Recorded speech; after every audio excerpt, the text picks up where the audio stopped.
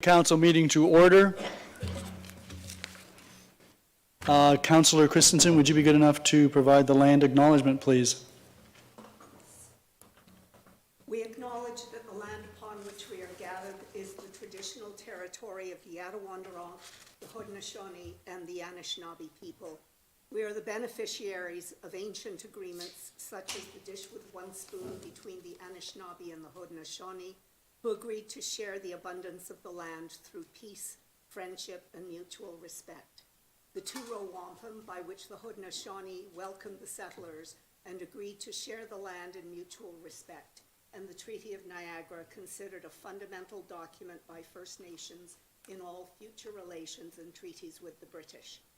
We recognize that we have a responsibility to be stewards of the land in cooperation and collaboration with the Indigenous peoples, not only for one generation, but for all generations to come. We understand that we have an obligation to learn the lessons of our history, educate ourselves about the experiences of the Indigenous people, and seek opportunities to heal the wounds that will result in reconciliation with our Indigenous sisters and brothers. Many First Nations, Métis, and Inuit people live and work in Fort Erie. We stand with all Indigenous people, past and present, in promoting the wise stewardship of the lands on which we live. We have the good fortune to live in a land of such abundance, diversity, and beauty. Let us be vigilant in protecting Turtle Island. Thank you very much, Councillor Christensen. Would you all please rise for the invocation? We meet to serve our community and endeavor to be worthy custodians of all that has been entrusted to us. Let us be concerned only for what will promote good government. May we bring to our council chambers minds that think and hearts that feel, so that in our deliberations we may display imagination, wisdom, and courage, and the will to do our work for the good of all. Thank you. Mr. Clerk, the roll call. All members of council are present, Your Worship. Thank you very much. There is no addendum this evening. There are a few brief announcements. First of all, I want to point out that the flags here have been at half staff for some period of time. You recall that Councillor Lubert's passed away recently, and then we received notification a little while ago that John Hamilton, a former councillor, had passed away. And during that period of time, former Prime Minister Brian Mulroney passed away. So the flags have been at half staff for the councillors, and the protocol with respect to a Prime Minister is that the flags would fly at half staff from the notification of the death of the former Prime Minister to the funeral. And so that's been a lengthy period of time. I believe March the 23rd is set for the funeral, so the flags will continue to fly at half staff until then. On a more happy note, Councillor Christensen and I attended a graduation on Friday evening for INESA Women's Employment Initiative. It's a program really started up by newcomers to the community, and it's a program that provides the business foundation for individuals, newcomers who wish to start their own business. So there were 21 graduates of that program, the first ceremony here in Fort Erie. They have a link with a university from Michigan, so a representative of that university was here, and the graduates received their certificates. They also displayed some of the wares that they are engaged in, if in fact they're selling products. So there was jewelry, there was food, there were other products, but it was really quite an uplifting ceremony, and really quite interesting to see these individuals grasp onto the opportunity to receive the training, make some connections with business people and funding sources, and venture out then into our communities. And as I indicated to them, small businesses really are the economic foundation of the prosperity in any community, and they are the source of future jobs in our community. So wanted to commend them and commend INESA for that program. I also wanted to point out that Easter is coming. Good Friday and Easter are going to be happening a week from Friday and a week from Sunday. And we don't have a council meeting before then, so I want to wish everyone in Fort Erie happy Easter. And then finally, we do not have a council meeting before the eclipse, which takes place on April the 8th, in case anybody has missed that. There's lots of information contained in the local newspapers, on the town's website and social media. I know that we have the Niagara Parks Commission here tonight, and they've got quite a large program scheduled for then. The town, Niagara Parks, a number of other organizations are handing out appropriate eyewear for that event. In Fort Erie, if you go to the libraries or you come to the town hall, you can pick up those glasses for a donation to our food bank. So my final word on this is, unless you have appropriate eyewear, do not look at the sun during the eclipse, period.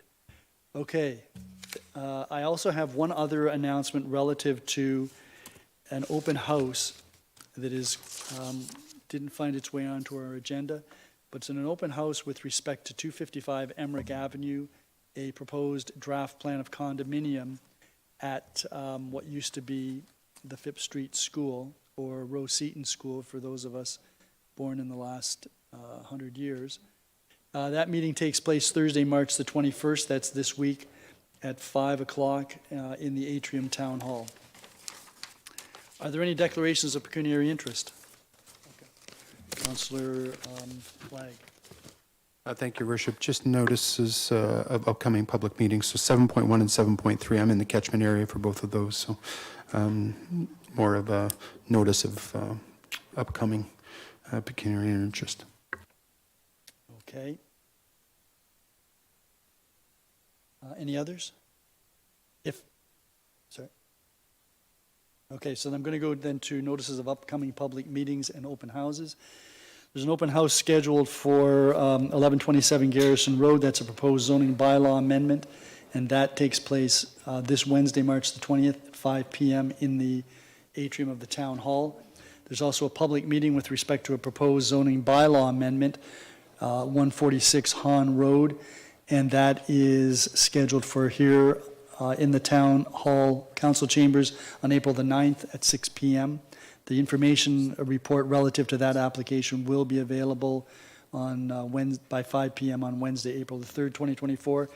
And there's a public meeting with respect to a proposed zoning bylaw amendment for 1127 Garrison Road, and that's scheduled for April the 9th, 2024, 6 p.m. here in the council chambers, and the report for that meeting will also be available by 5 p.m. Wednesday, April the 3rd, 2024. That then takes us to the report of the regional councillor. Good evening. Good evening, Mayor Redekop, councillors, staff, ladies and gentlemen. I will try and keep this brief. There have been many inquiries about the regional Catherine Street pumping station and what actions have been taken. I can say that the project is moving forward and is in the procurement stage at the region to upgrade the facility. As many know, the red light cameras are now have been activated in the region. The one on Garrison Road is there, and I believe it's active already. I'd like to clear up a couple misconceptions for the residents.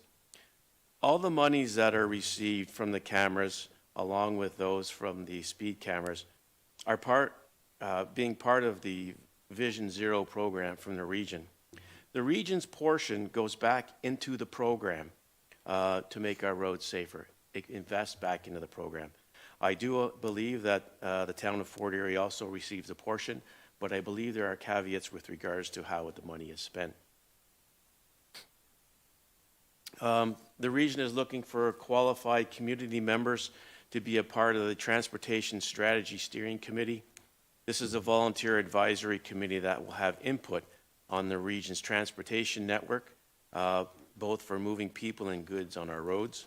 And if anyone is interested in participating, they should go to the Regional Council webpage for more information, and they can apply online.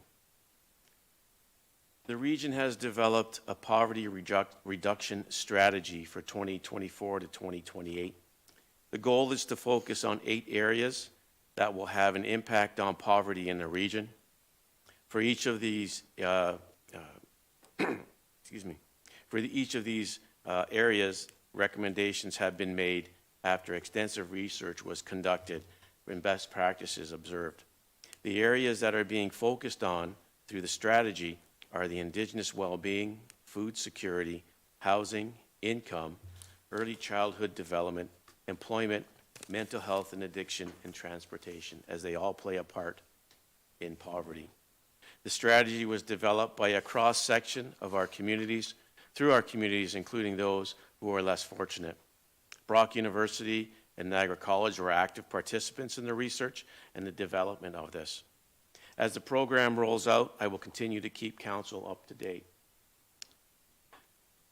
The region's Adopt a Road program is looking for volunteers, whether groups or individuals, to help beautify and clean up our community.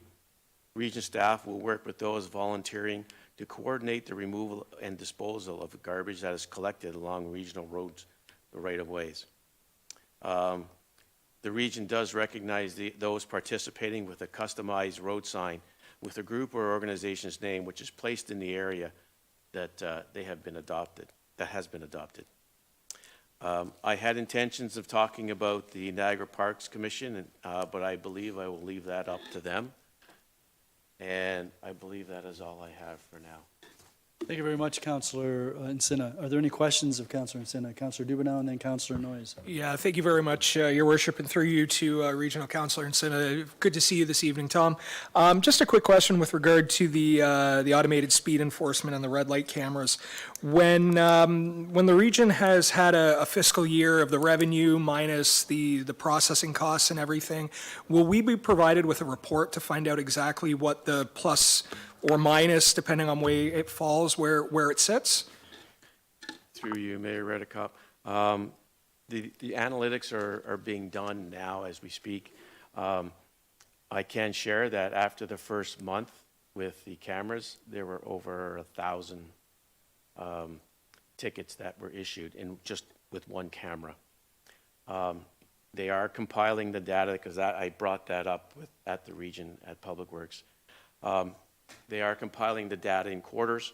We are going to see, and I asked specifically for here, they are going to have the data of prior to and afterwards. And if it still continues, then the program will continue.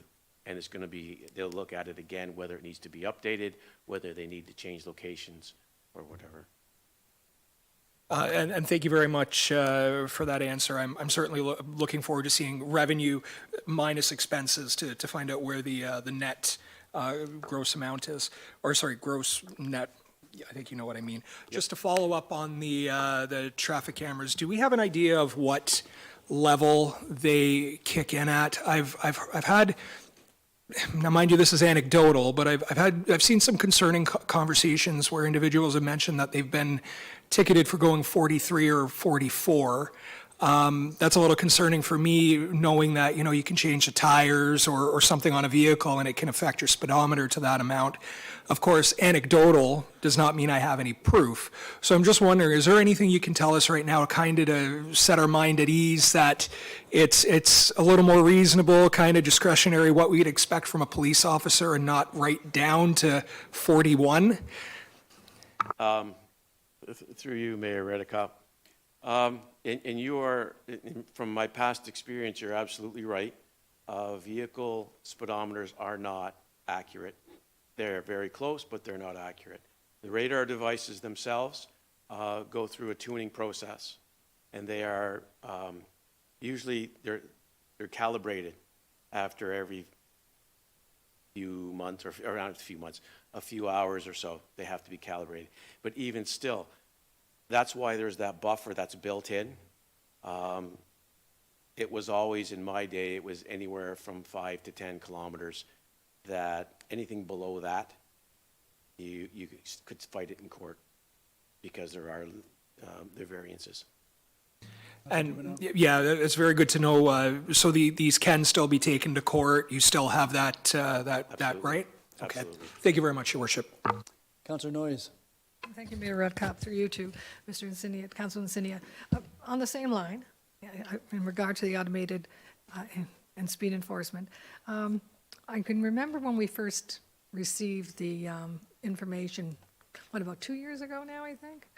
And when you looked at the dollars, it was going to be a significant revenue source. I'll put it that way. But on top of that, there was a very large staffing and equipment cost.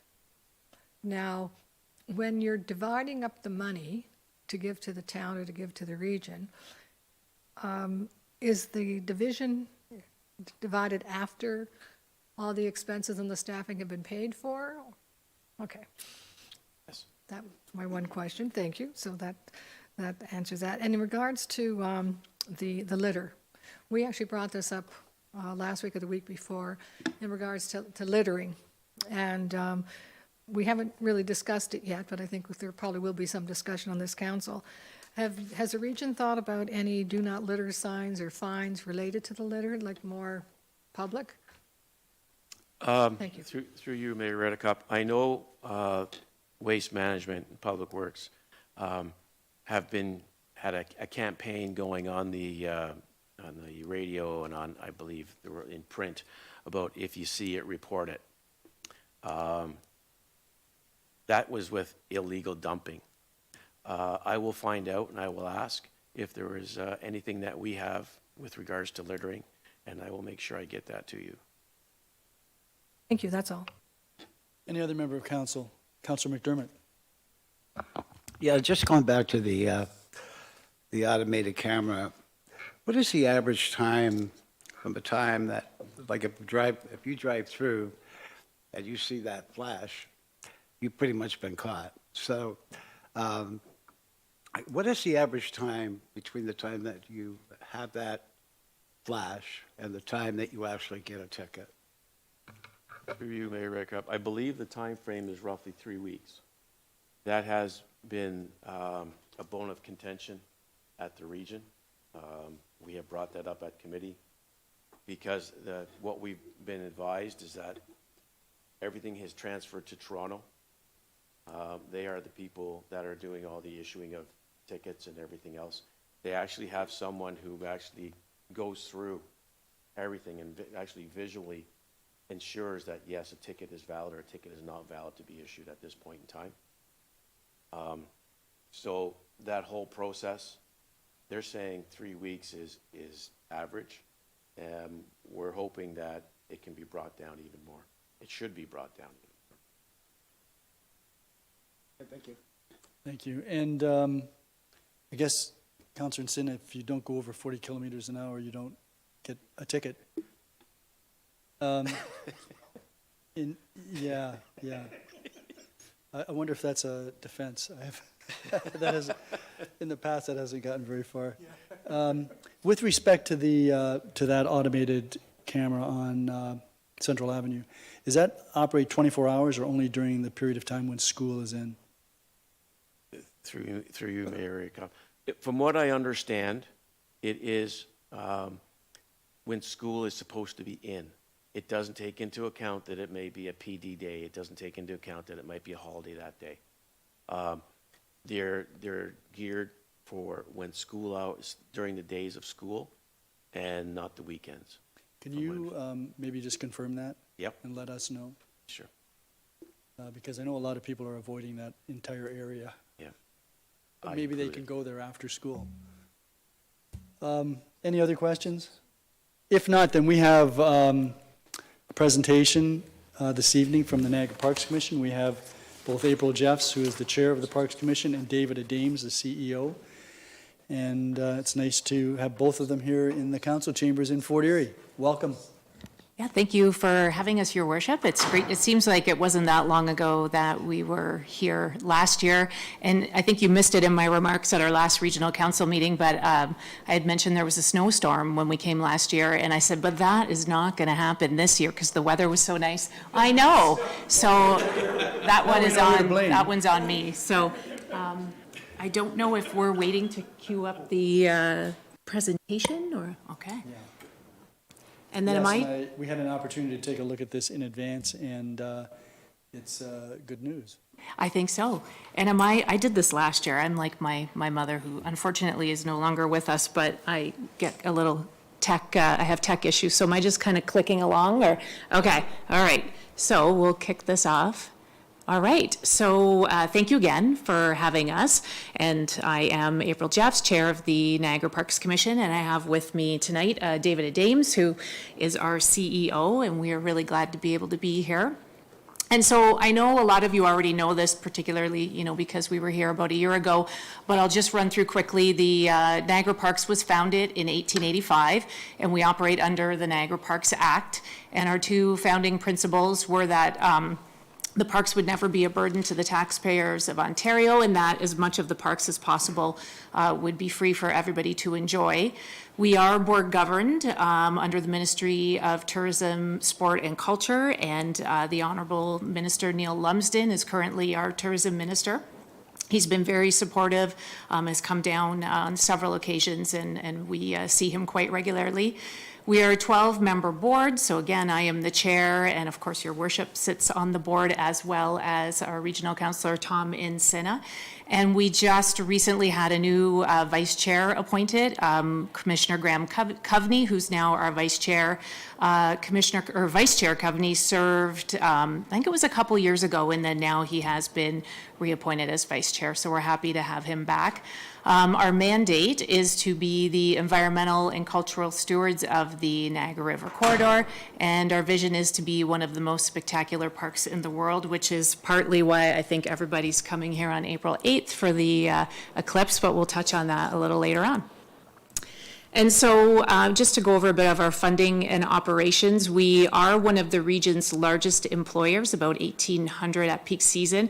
And I did want to mention that a lot of Fort Erie residents work for Niagara Parks. And just to tell a quick story, when we were doing the tree planting back in the fall over at Old Fort Erie, and his worship planted way more trees than the rest of us. I just wanted to, it's very ambitious.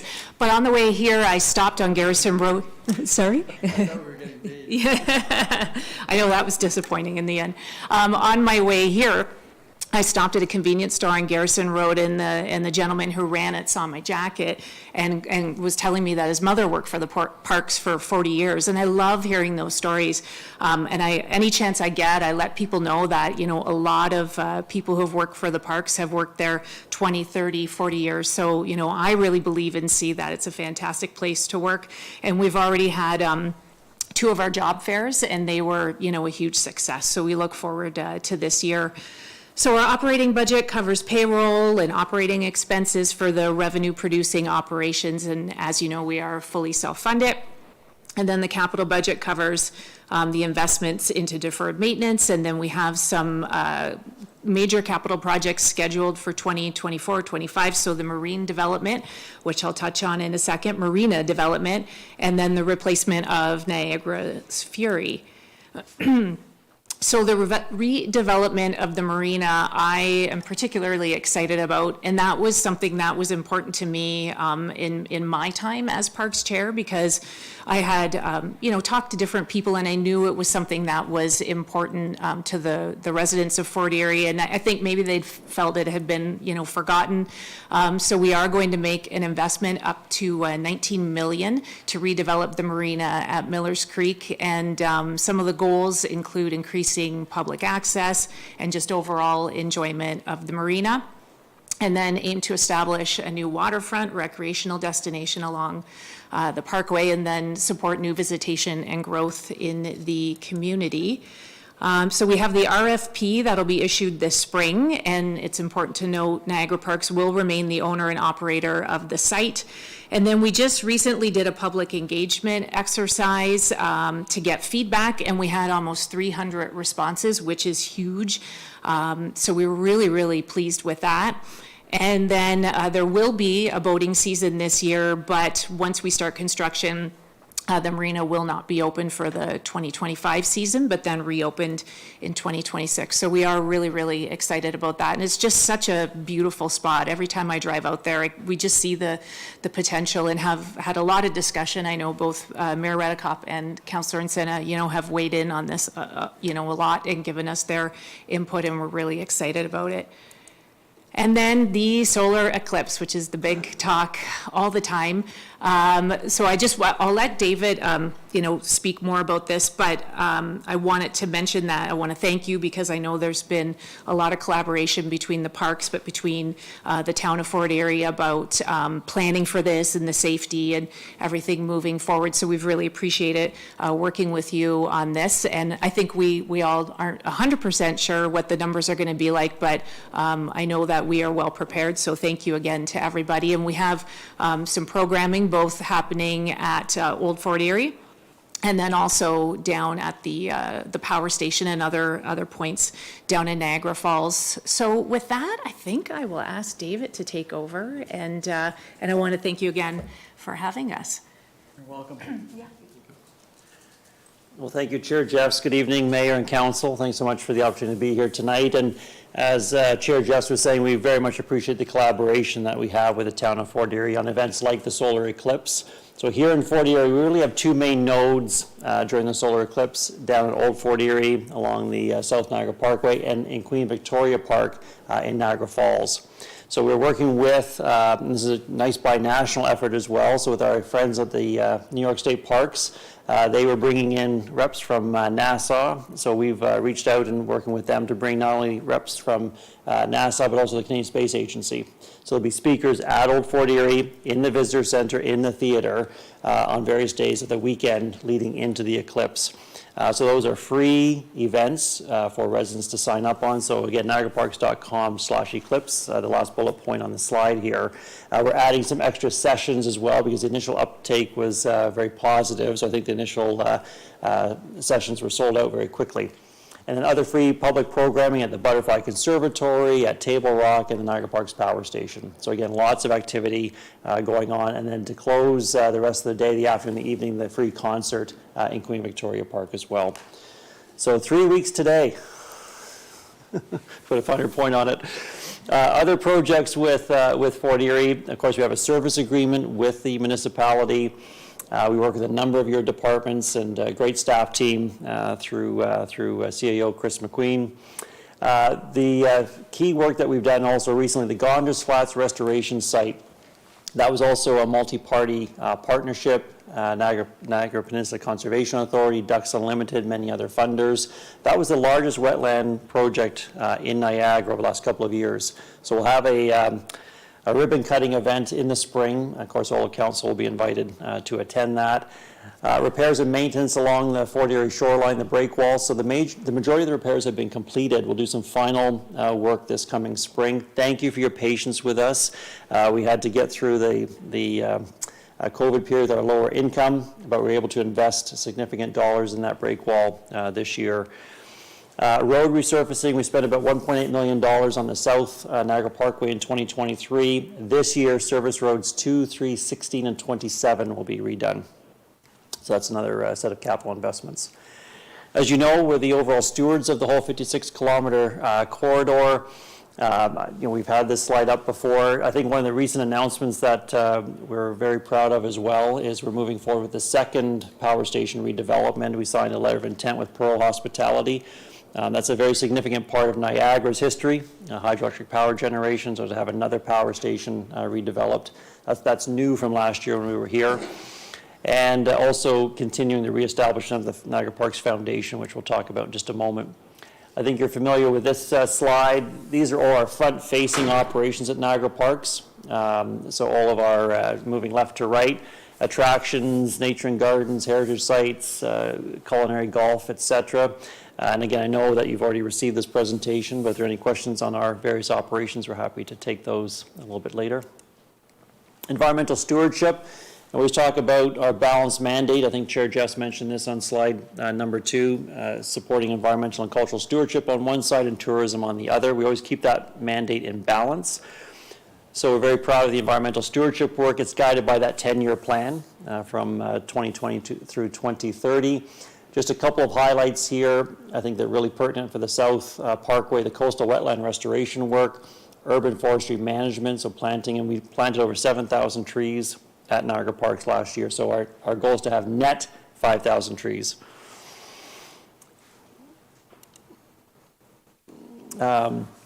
We have one of two golf courses in Southern Ontario that's Audubon certified, so Legends, we're close on Whirlpool, so we're working away on that as well. And the last bullet point on this slide, the development of alternative shoreline protection strategy for the break wall to improve the resiliency. So even though we rebuilt the break wall where the damage had taken place, we're going to carve out a pilot project area to see if there's an alternative as well. So we'll have an update next year when we come back to do an update presentation. I think you're familiar with our heritage sites, in particular Old Fort Erie here, but also important narratives along the parkway like the Underground Railroad and Black history, the Indigenous history. Both have very rich history here in Fort Erie. The Niagara Parks Foundation, we relaunched on Earth Day in April 2022.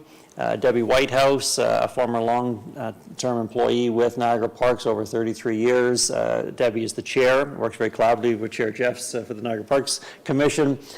And over the last 2 years, we've undertaken certain projects like the Dufferin Islands project through TD, the tree planting program, and also looking at the restoration of the 1764 fort that's on the east side of Old Fort Erie. And I think I've got a slide on that coming up. Oops. So again, there's Mayor Redekop in the lower left image. So there is proof that he, in fact, yes, he did plant the most trees, I think.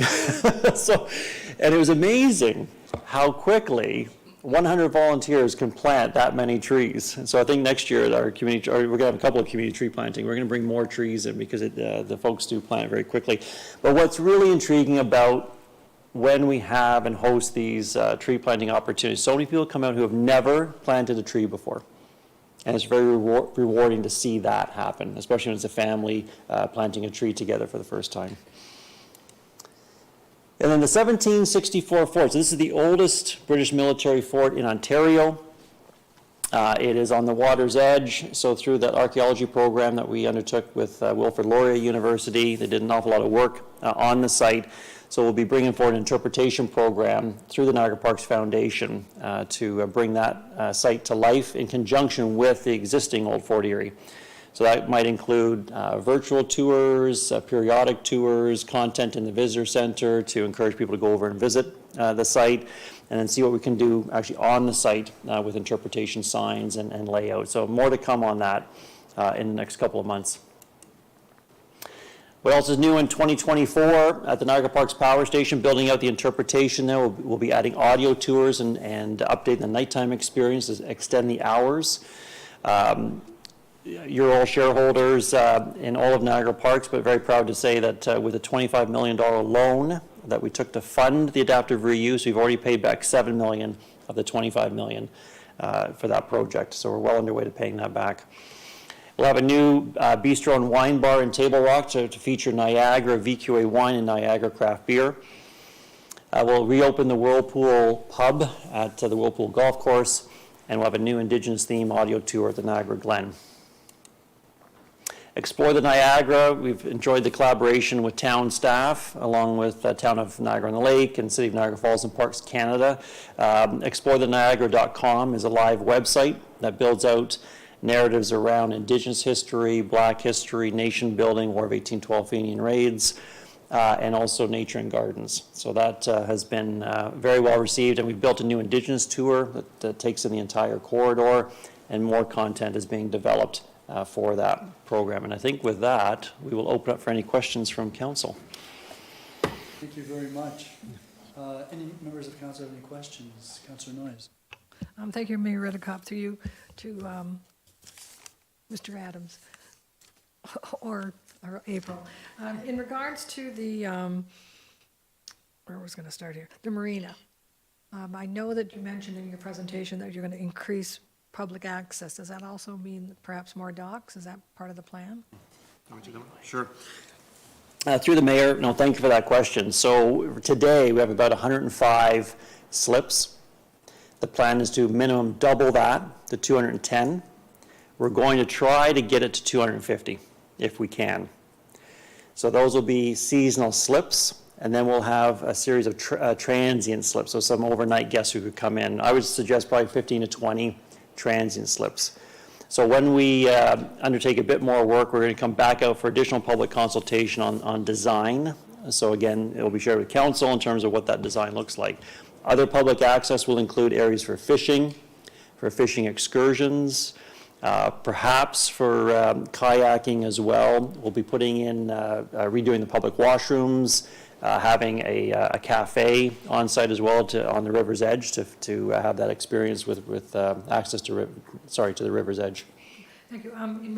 If I can continue on that, in regards to and I think people will be thrilled to have more docks, but how is the allotment of those docks going to be awarded? And is it going to be first come, first serve? Is it going to be, okay, if you get it in 2026, you have first dibs in 2027, 2028, or do they become available every year?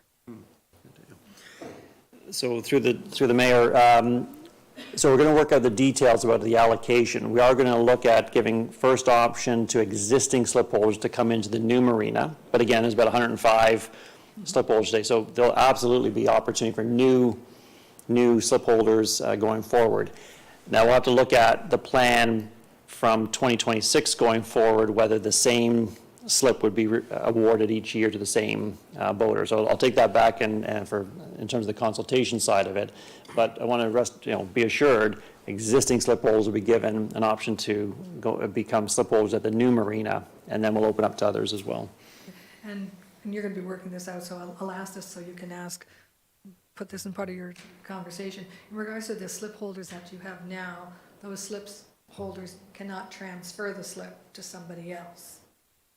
Yes or no? Through the mayor, so haven't been asked that question before, so probably not. But again, we're still in the public consultation period, so we'll take that back in terms of input, but probably most likely not. But again, we're expanding capacity, so there should be enough there for access. Some further questions, if I may. You planted 7,500 trees and you raised, I think that you said 15,000? So through the mayor, 7,500 trees. So through the mayor, we also had some grants. We had some core budget from Niagara Park still for tree planting, so we augmented that with the foundation as well. So that's how we got the funding for that. Okay, thank you. My last question is more to do with the parking at Table Rock, or not really at Table Rock, but the public parking where you go in there and you have to pay. I've only had I've had two people who asked me that it took them forever to find out where they were supposed to get the parking pass. Like they parked there and then they had to walk and walk and walk and walk and walk and walk and walk and walk and walk. You get my point. For the parking pass, and then they had to walk back to the car to put the parking pass in. Is there any way, and I don't know, maybe there is available, any registration online that they could get the seasonal parking pass as opposed to, so they would then have it when they go to Niagara, like the first time, as opposed to having to get it when they're there? Through the mayor, thank you for that question. So what the council is referring to is the Niagara Parks annual parking pass for 2024. That's a $45 annual parking pass, good for 2 cars and good at all lots except there's 2 exceptions to that. So the input that you just provided us has also been discussed at the commission. We're updating signage at the Table Rock or Falls parking lot to be able to direct our guests to that parking office. But you can buy the pass online as well. So on niagaraparks.com/parking, there's lots of information about parking, and there is the online option. What we do find with many residents and other frequent visitors is they do like to come in and get a physical pass, but there is the online option. Thank you, I'm very glad to hear that. Bye-bye. Any other members of council? Councillor Lewis. Thank you, Your Worship, and thank you for your presentation. Just one question with respect to the marina. Will there be border crossing abilities there, such as the video phones, or has that been explored? Yep. So through the mayor, yes, there will be, and there'll be the protocols put in place for border check. Very glad to hear that. Thank you. Anyone else? So I just have a question with respect to the Old Fort archaeological work and the closure of the parking lot in that vicinity. Are there any plans to create a parking space in that vicinity? Well, thank you for the question, and that's certainly been some input we've heard in the past about the importance of parking in that area for seeing the waterfront, if you will. So we're actually looking at an option where we're going to retain some parking on that site and still be able to interpret the 1764 Ford. So again, over the next couple of months, we're just working with our Senior Director of Planning, Environment, Culture to put a scheme together for that area. So stay tuned. I think we can preserve some parking there, but still preserve the site. Great. If there are no other questions, thank you very much for coming out and sharing that information with us. We look forward to completion of the break wall, startup of the marina, ribbon cutting at Gonder's Flats, and whatever else can take place. Thank you. Thank you. Thank you. Okay, there are no public meetings this evening. We have a consent agenda. And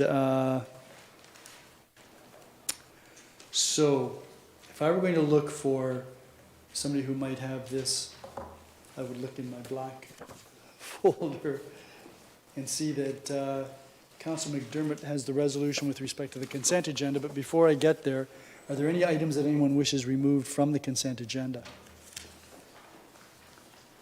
If not, then Councillor McDermott, would you put the consent agenda on the floor, please? Thank you, Your Worship. Moved by myself, seconded by Councillor Lewis. The council approves the consent agenda as recommended. Okay, so I'm noticing that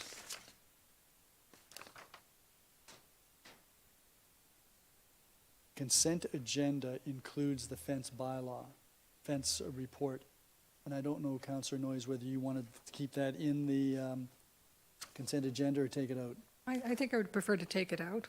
Okay, so let's take it out then. So Councillor McDermott, your resolution would be the consent agenda less PDS 1024.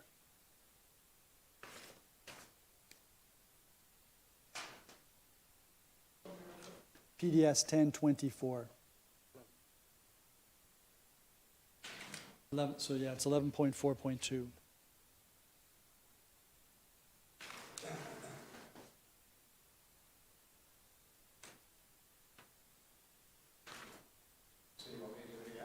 Please.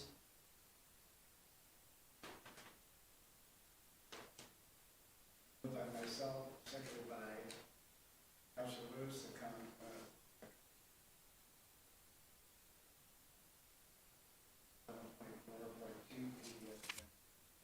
Are there any questions or comments with respect to the items that are in the consent agenda?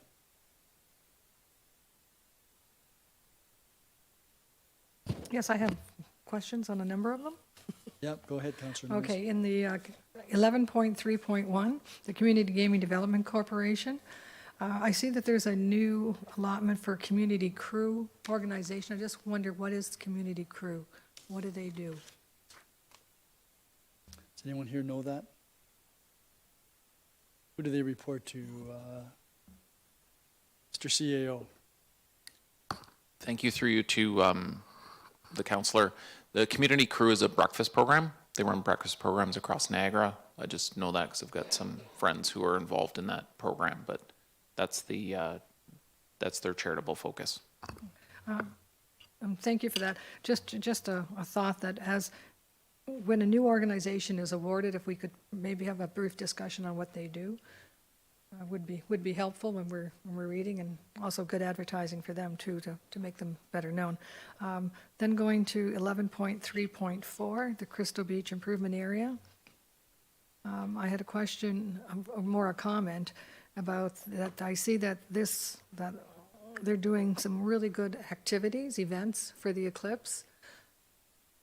Your guys are doing really good events for the eclipse, and there's a number of them that were in your minutes, but I didn't see any other BIAs planning any events that I saw in any of the minutes. They may still be coming. But the other thing is the purchase of the containers for the watering.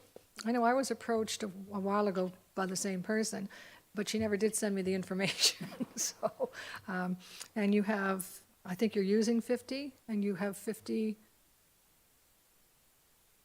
Without bringing the notes up, I believe it was 50 that were purchased. They spent $10,000 this year on planters. it should reduce the water usage by almost half.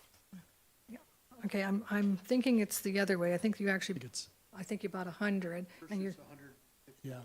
yeah, 50 of them open. How would somebody go about approaching, I know that, I think Stevensville might be interested too. I was interested when I heard, but again, the lady never sent me the information.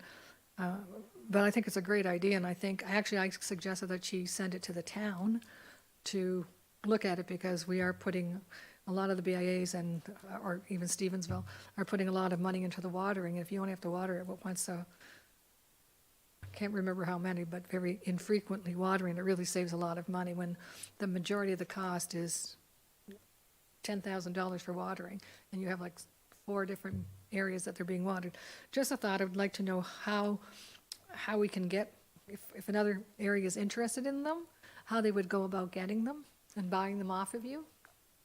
Well, I would imagine there's been outreach to the other BIAs.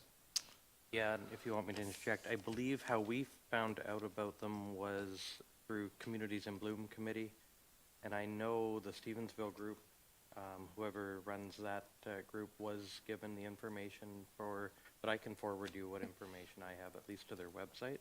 Okay, so thank you. I know there was some interest with the BIA this year in potentially working with some of the other BIAs to get the costs down in terms of buying together. The problem was with this year fast approaching and us making the decision at the 11th hour, the focus was just to get ours and be done with. But I know for future years, we're probably looking at the same next year for another purchase. So if the other BIAs wanted to get involved, certainly the costs on those units would be down considerably. And I would assume that areas that don't have BIAs but do have a flowering program, that they would also be able to be part of the purchase. Thank you. The next question I have is 11.2.3, the Niagara Regional Fast and Fort Erie On Demand statistics. It looks like that's being very well used, but I can't read some of the pages. So, and if I can't read them, I don't think anybody else can read them. Page, I guess it would be page.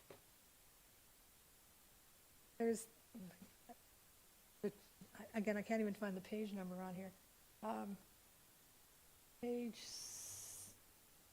That's page 6 of 14, but I think it's page 6 of 14, I can't read it. Page 7 of 14, I can't read it. And Page 7 of 14 has a bunch of dots and then some dates down below. yeah, I can't tell you what it's down below, but yeah, I just can't read them. I would suggest that you speak to Jennifer Penalagi, and she can maybe provide you with or get access to something that can be legible. And I would imagine all of us probably want to be able to read what it says. I think it's great. I think it's a great program, and I think when you see the statistics, I think it's great that it's being so well used. But anyway, just wanted to mention that. And then, I think I asked that question already. I think that's it.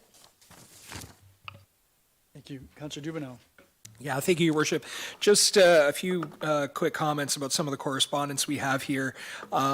First one that I want to speak about is 11.2.4. That is a letter, actually it would be council directing you, Your Worship, to send a letter to Doug Ford and Michael Ford, the Minister of Citizenship and Multiculturalism, regarding the tight deadlines that are included in the Ontario Heritage Act. This has been something that we have been challenged with the Museum and Cultural Heritage Committee here at the town for quite some time, right to the beginning of the term. I think we've done a fantastic job here in town of getting our listed properties to the point of designation. But some municipalities have hundreds of properties on their registers, which are separate from being formally designated. So I think this is a very important letter to send out to protect our built heritage. And one thing I always mention, Your Worship, is the City of Hamilton is an excellent example of what happens if some of the most amazing architecture that we had in this province was in the city of Hamilton, and a lot of it was lost in the 1960s for what they call the super block, which is Jackson Square, Cops Coliseum. They put York Boulevard in straight through there. Even now, despite Hamilton losing that much of the architectural heritage, I mean, they still have the Lister block and some very, very significant heritage buildings and architecture in that city. And just going to the other municipalities in Ontario that are facing similar challenges under this, it would be a real shame to lose that. I always say the way we can move forward and be comfortable with moving forward and progressing and our communities changing is preserving our important past and the things that we want to hang on to. It makes it more comfortable and it connects us to that. So I think it's very timely, and I think it's very important you send that out, Your Worship. I will be very much supporting that. And that just kind of ties into 11.2.2, which is regarding funding requests for libraries and museums. During my time on the library board, we used to have a joke about how the provincial portion of the funding, which I believe is around $40,000 a year, it's peanuts compared to the amount that the municipality pays to the levy, but that has not changed in decades. I think one of the comments was that it goes back even to the Mike Harris days, and it has not caught up with inflation. I'm sure $40,000 we were getting back then was a significant sum of money, and now it's a drop in the bucket comparatively. So I think that's important. And then just on a personal note, Your Worship, 11.2.1, the proclamation for World Autism Day on April 2nd. As many of you all know, my son William is he has ASD. This is an important day for us. William is very important to me, and he is important to a lot of people, and certainly a lot of people are important to him. So this is just something nice to see here. I know the town has done this before. I'm always very happy to see this. So that was just a comment, Your Worship. Thank you very much. Yeah, no, and that's excellent. And as the resolution says, we're going to be raising the flag that morning, April the 2nd. I think it's at 9 o'clock. So anyone is absolutely invited to attend. And if you're available, Councillor Dubanow, you're welcome to be there. Any other questions or comments? Just want to point out, in connection with the data regarding the transit, Fort Erie has about 40% of the on-demand transit ridership, and there's a request for proposals that has been received. Responses have been received by Niagara Transit. They're going to be going through what they're doing with on-demand. It looks like they're going to be adopting one carrier throughout Niagara for on-demand.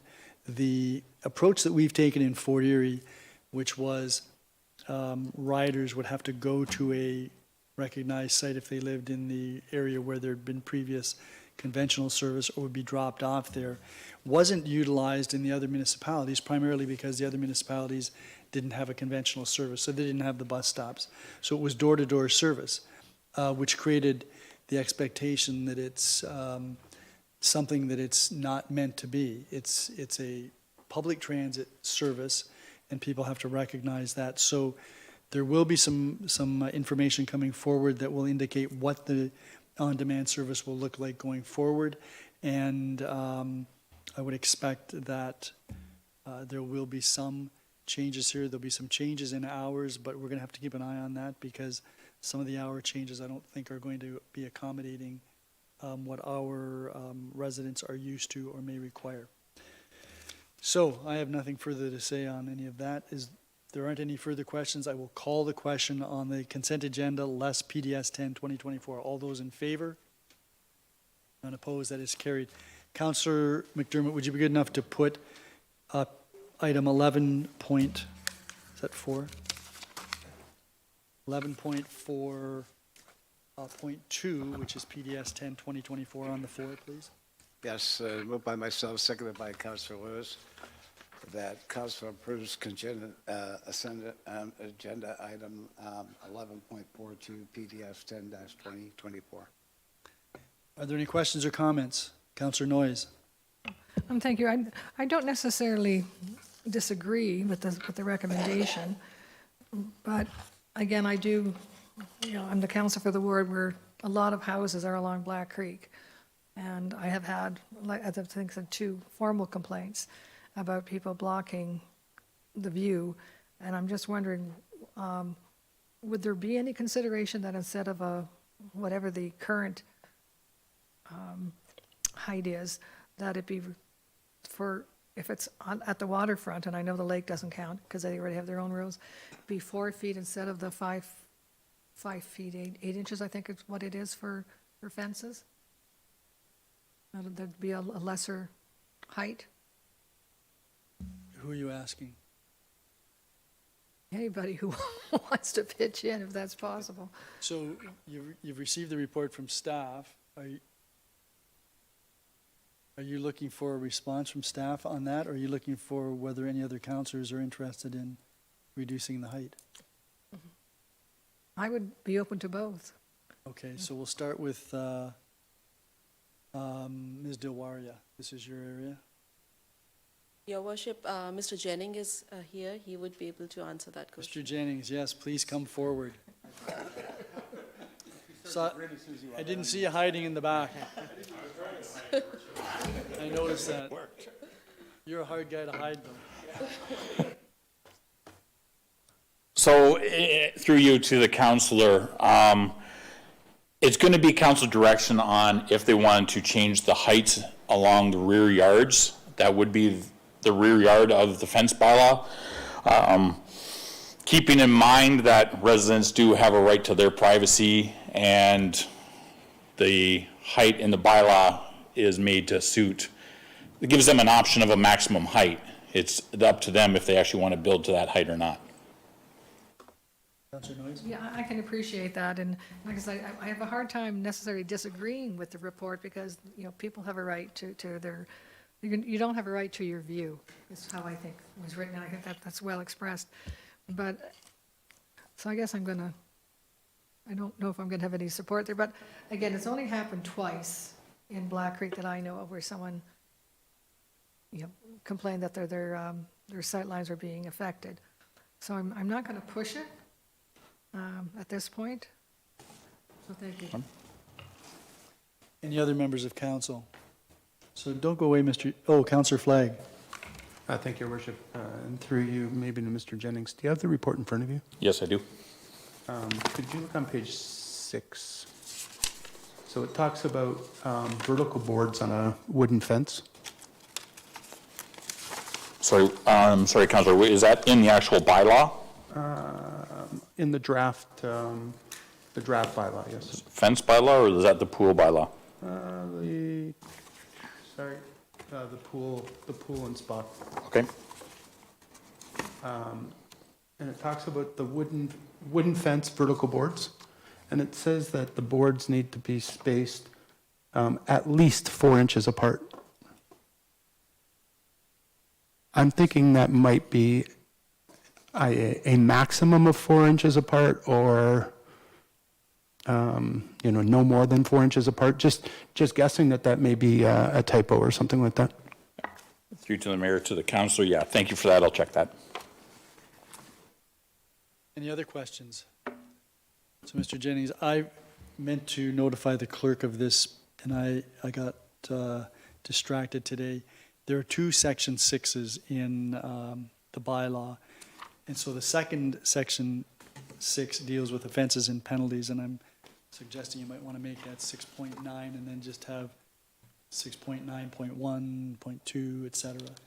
Mr. Mayor, there's, you'll notice there's some highlighting on the numbering. That's still going to get checked.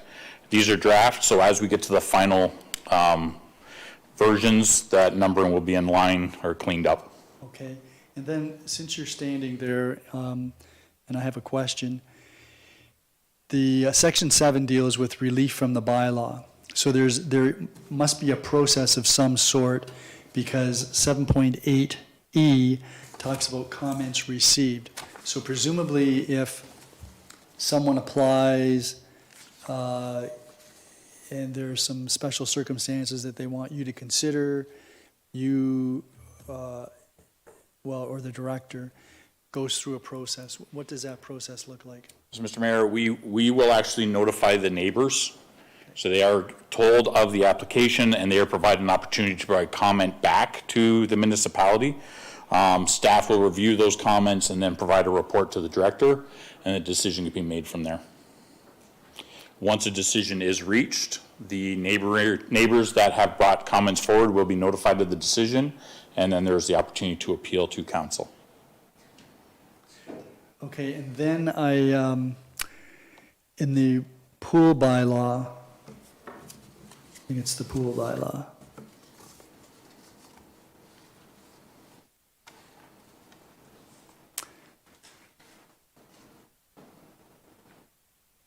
.3.1 has been removed. That has to do with lighting. Mr. Mayor, that was removed because it's actually covered in another bylaw. Okay. There is a penalty, though, associated with lighting in the schedule that deals with that.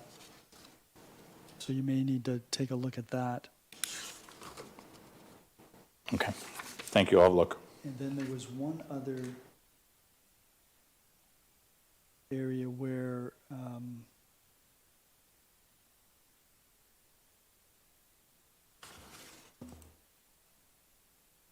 me see if I can find it.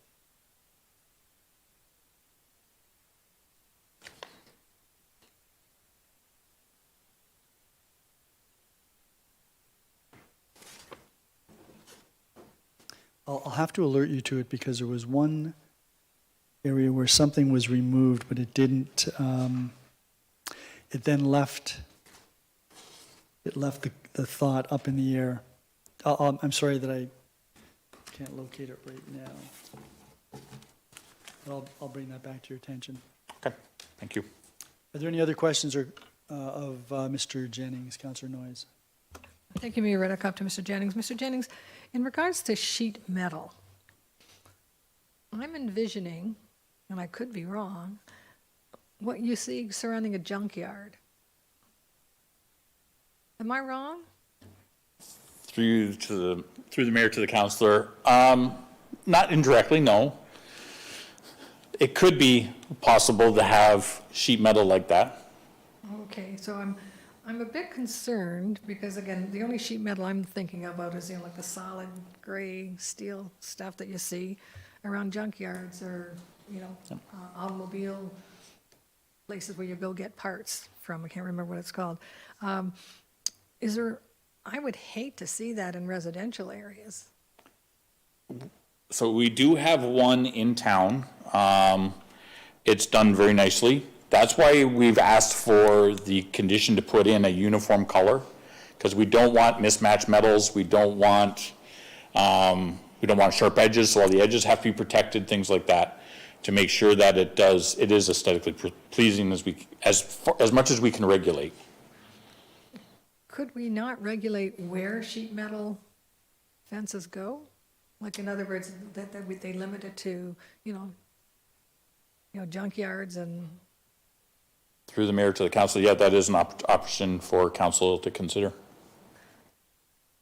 Would it be difficult? Like, I just imagine this old gray sheet metal that you see surrounding junkyards, and I don't know if that's really what we want. So, just for a little background, this is even being considered because there was an individual who put up a fence. It's actually quite an attractive looking fence, but it's a combination of sheet metal and I think there's wood. And so after it was erected, this issue came up because a neighbor complained about the sheet metal fence, but it's, for all intents and purposes, it's as nice a looking fence as many other fences. So that, I think, would be why it was brought up, and that would be the issue. And with all due respect, I appreciate that completely, and I can see that. I would probably like it too, but when I'm thinking about junkyard fences, that we're all familiar, you know, that we can probably envision, is that what we want in our neighborhood? Like, I mean, if I'm not mistaken, can someone apply to you, like a chief building person, and say, okay, can I have an exemption to this particular fence? Through the mayor to the councilor, that would be through that fence variance process that was discussed. So if this individual who put up the sheet metal fence, but did a real, like, we could kind of fill you in, okay, this is what it's gonna look like, this is what we want it to, they could then come to you and say, okay, can I have permission to do this? Through the mayor, the hard part we had with the old bylaw was actually prohibited. So we weren't going to allow a variance on something that was actually prohibited. If it was varying a condition or a limitation of something that was in there, then possibly, but we've always had the stance before, if it was prohibited, we weren't going to go through that variance process. Okay, so if I'm reading between the lines here, and I like to add my own lines that I read between, so if I'm following this, then if we approve sheet metal, we can approve it for specific areas like junkyards or, you know where I'm talking about. And then, but because it's in there already, if someone wanted to put it in a residential area, that would then be considered a variance. That's correct. Okay, read between the lines really well. So I'm going to make an amendment or make a suggestion. Well, you can move to amend the report or the draft bylaw, yeah. Okay, so I'm going to move to amend the draft bylaw that the use of sheet metal be limited to, I don't know all the different yards, but the junk yards, the automobile, what are those things called? Where you have to see all the automobiles. So those are industrial, yeah, those are industrial areas, if Okay, that's what you're talking about. and I would even say, okay, for industrial areas, that type of thing. And I'm sure, this is a draft, I'm sure when it comes back to us, we can perhaps think of other places that sheet metal would be appropriate. Okay, so you've put an amendment on the floor. You need a seconder for that amendment. Councillor Dubanow. Okay, you want to speak to the amendment? Yep. If I may, Your Worship. I seconded this to put it on the floor because I think it's worthwhile to have a discussion, but I'm not going to support it, and there was a reason why, and I would have mentioned this as well, even if an amendment didn't come. And just going back many, many years ago to the days of the 1980s and 90s and where I grew up in the neighborhood, there was a house that had a sheet metal fence, and it was actually a kit, and it was designed specifically for residential purposes, and it was a very good-looking fence. It was kind of corrugated. It was a kit, had caps on it, and it was black and white, and it was a very handsome-looking fence. It had gates. Everything else had matched. So knowing from the way this bylaw is worded, and no sharp edges, uniform color, and other such things, I could see that this is the intent of the bylaw, and from discussing this at the Planning and Development Services Subcommittee, I know that that's the intent of this bylaw. Some of these fences are actually very nice. Some of them also look straight out of the 1970s, but you can't regulate everyone's taste. Having said that, I know the type of fences Councillor Noyes is talking about, and I was thinking of the movie The Sandlot, where the baseball goes over the fence, there's a junkyard dog there, and you see the big fence there and everything, and the dog eventually knocks the fence over, and those are, and I think those are the type of fences that Councillor Noyes is thinking of, and I don't think any of us want to see that in a residential neighborhood. I think the bylaw actually will prevent that type of non-uniform, unsafe fencing from being used.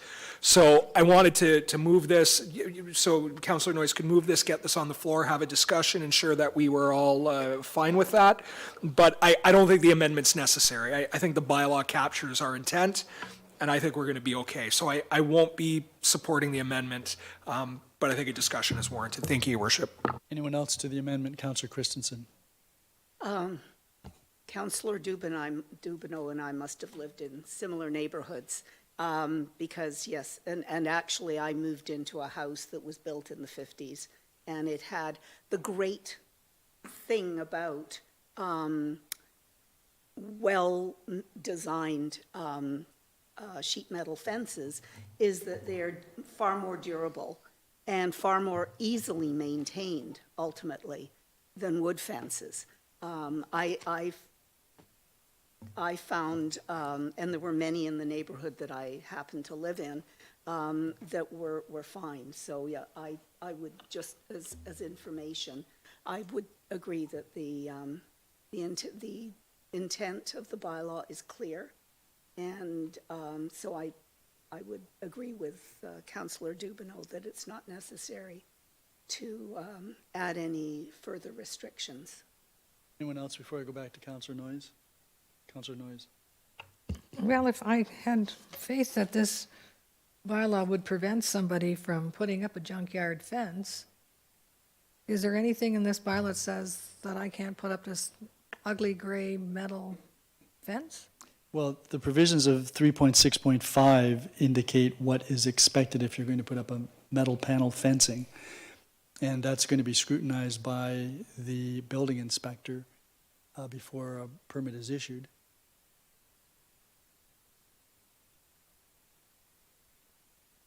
I wonder if Mr. Keegan could weigh in on that, that if I put up a junkyard fence, that there's anything in this bylaw. It's a good Yeah, so what do junkyard fence. when you say junkyard fence, what are you referring to? A plain gray, corrugated, no pretty colors.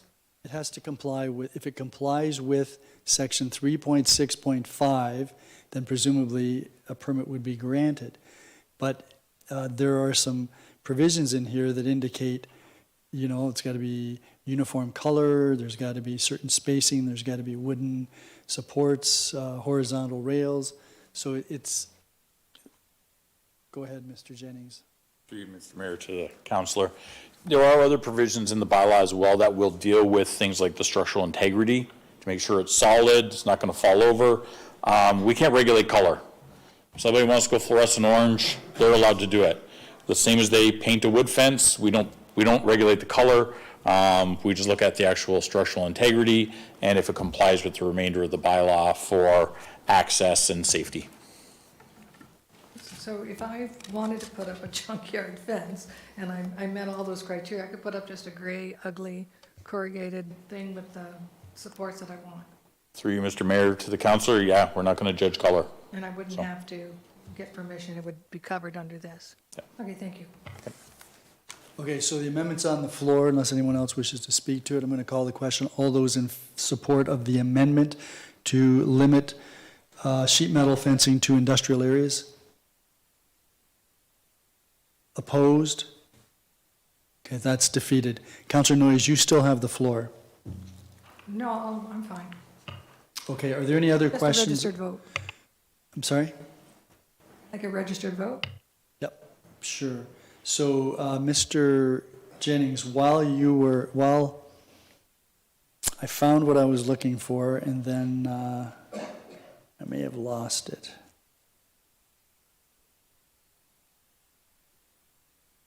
It's in the fence bylaw itself, it's what was 3.1.3, which is now 3.1.2.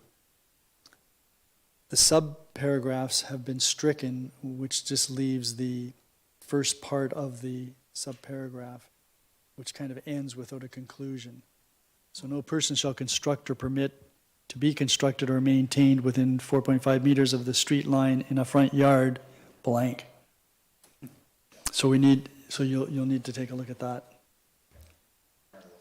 Okay. If there are no other questions or comments, I'll call the question on this report. All those in favor?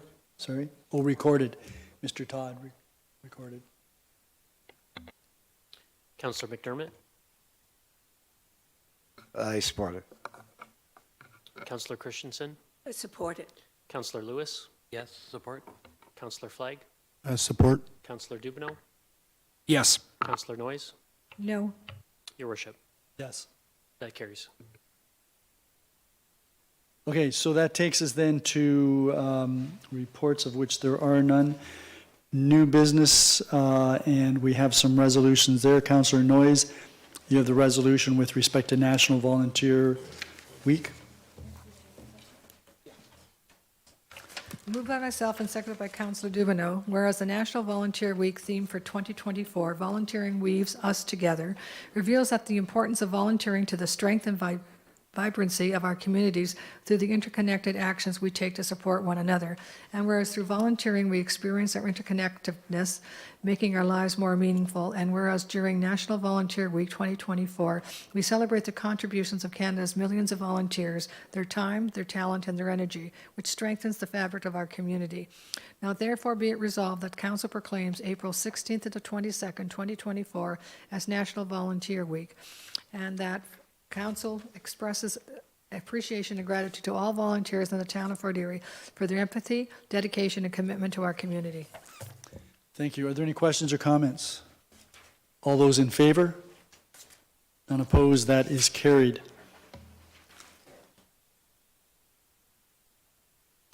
Councillor Christensen, you have the next resolution, I believe.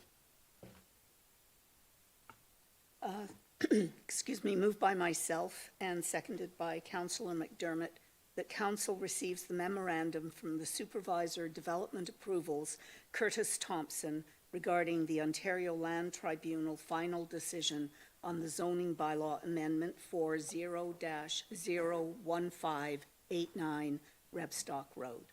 Are there any questions or comments? I just want to express my appreciation to the Director of Planning, Ms. Dilwaria, for the excellent work that she did in trying to assist council in making sure that we at least reached something that was more reflective of what the neighborhood could tolerate.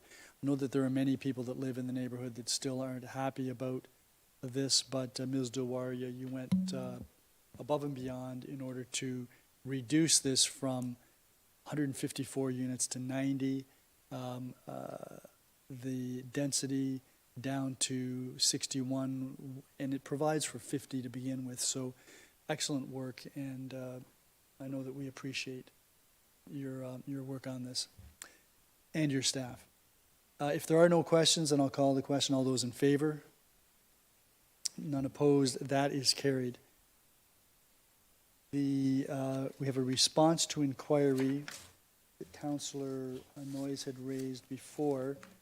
Do we need to do anything with that? Mr. Todd? Through your worship, if you would like, you can receive the response to inquiry. We didn't include that in the agenda, but that would be the appropriate motion. Yeah, I think there should be a motion to receive this. Councillor Noyes, you raised this. Would you be willing to move that we receive this? Yes, I would. Seconded by Councillor Dubanow. Any questions or comments? Councillor Noyes? Well, thank you, Mayor Redekop. I thought it was a very good response to the inquiry. I was very pleased with it, and I think the fact that they're going to continue to look at this, like, you know, we shone a light on it, and they'll keep an eye on it. That right now there doesn't appear to be a need. That there are 2 doctors or 3 dentists that are accepting patients at this time. My only concern is that there's only 1 dentist in all of Fort Erie that's accepting ODSP or Ontario Works. And this new program that's being introduced is basically geared towards low income. So again, the fees are different. They can pay extra, I guess. But I think as long as we keep an eye on it, but again, I'm surprised that there's only 1 dentist in all of Fort Erie that will take these clients on and payment in lieu, by the government. So hopefully that won't become a bigger problem, but it just may. But I have confidence that the committee will keep their eyes on this. Thank you. Thank you. Anyone else? Then on the motion to receive this memo, all those in favor? None opposed? That is carried. And that takes us to Councillor Christensen again. Moved by myself, seconded by Councillor McDermott, that Council accepts the resignation of Jen Wilkinson from the Ridgeway Business Improvement Area Board of Management, and further that Council directs staff to proceed with filling the vacancy in accordance with the procedural bylaw. Are there any questions or comments? All those in favor? None opposed? That is carried. That takes us to the closed session item, and Councillor Flagg, you have the resolution for us to move into closed session? I do, Your Worship. Moved by myself, seconded by Councillor Dubanow, that Council does now go into closed session at 7:19 p.m. to consider the following: 14.1 previous closed session minutes, 14.2 Bridgeburg Station Downtown Business Improvement Area Board of Management appointments, 14.3, Senior Citizens Advisory Committee appointments. 14.4, PDS 11-2024, Official Plan Review Community Focus Group Selection. So, since this is on the floor, we're going to vote on this, but I want to assure councillors that if there's any other new business or inquiries that you have when we come back, we'll circle back to that. Sorry. Yeah. All those in favor of moving into closed session? None opposed, that is carried.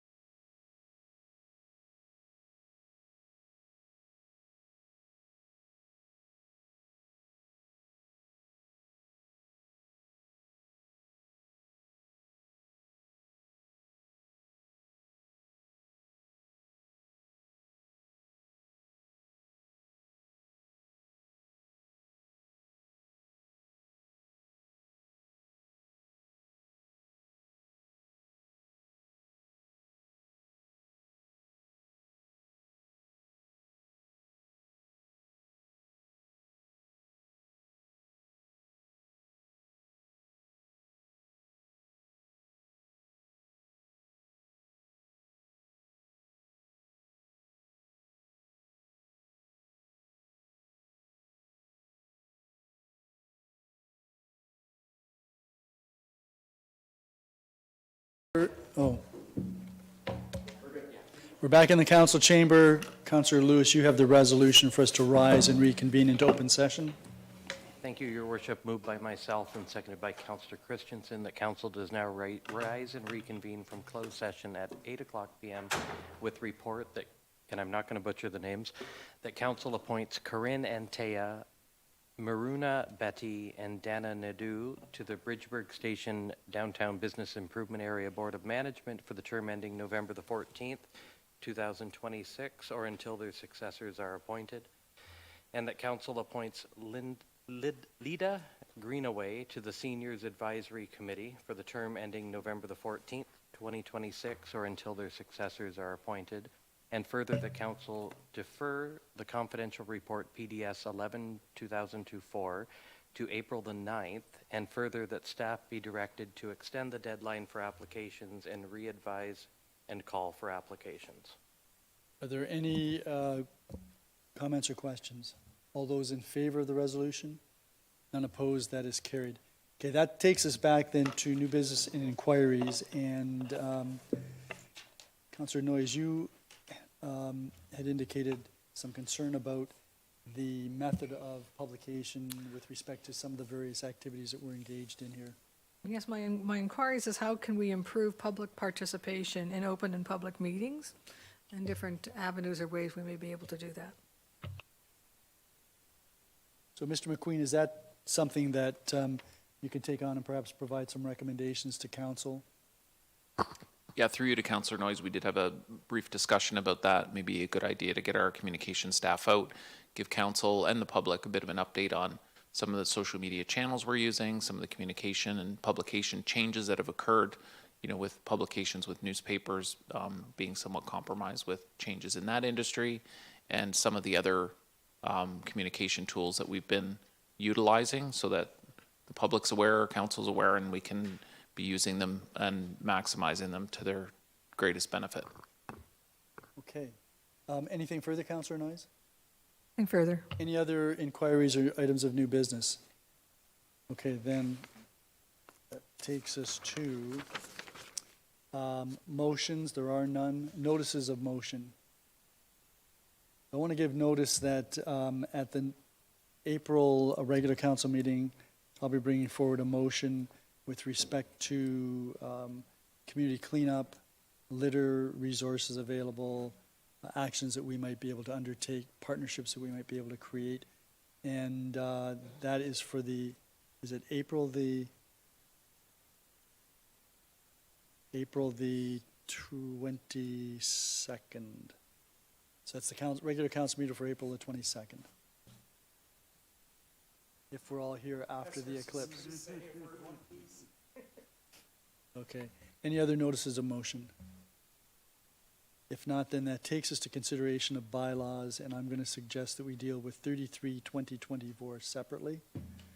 And Councillor Dubanow, you have first and second reading for the, I believe, for the modest agenda.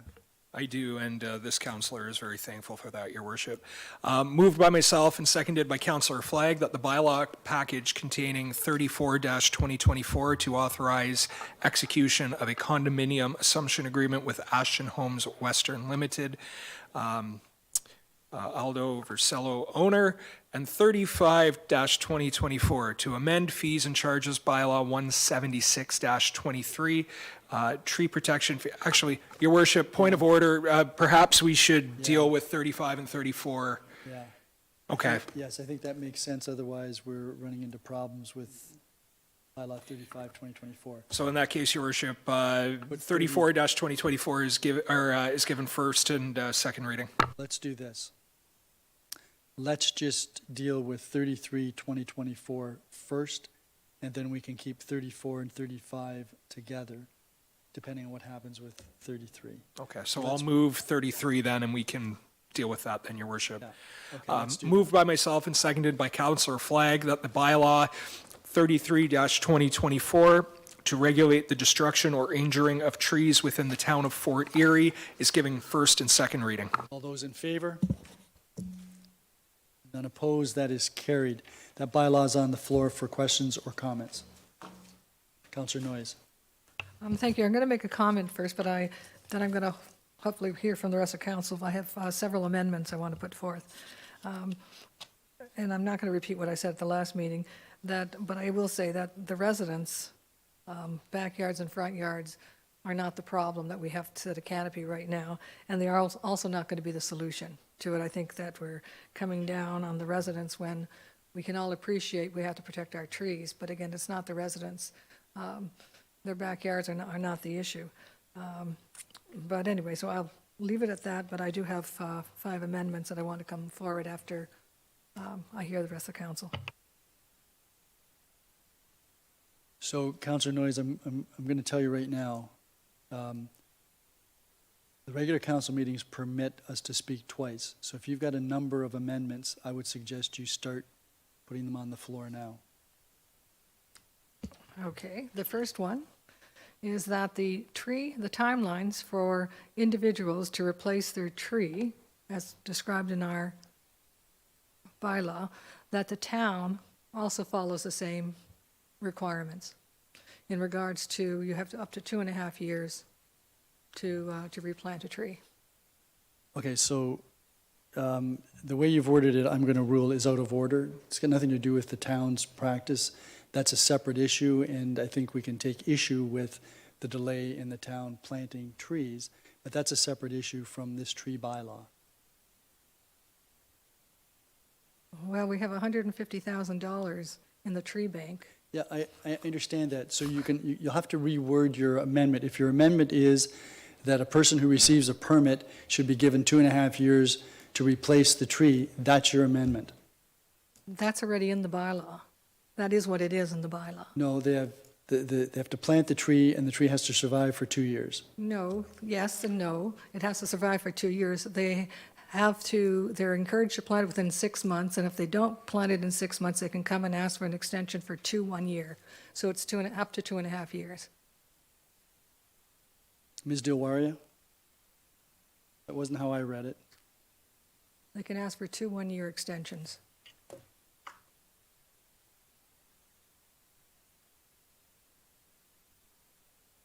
And that's section, which section is that?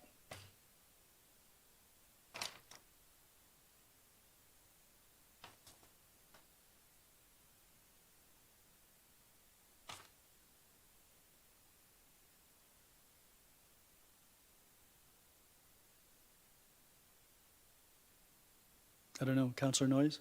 9.1B. I don't have the new one in front of me. It's actually 9.1E.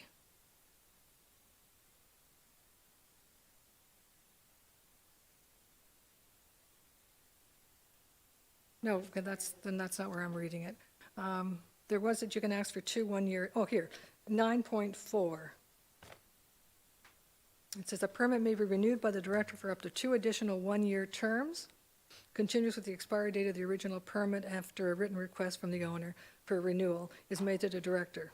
Okay, well, so I get a permit, I don't cut the tree down, I want to extend it, so I ask for an extension so I don't have to take out an application for another permit.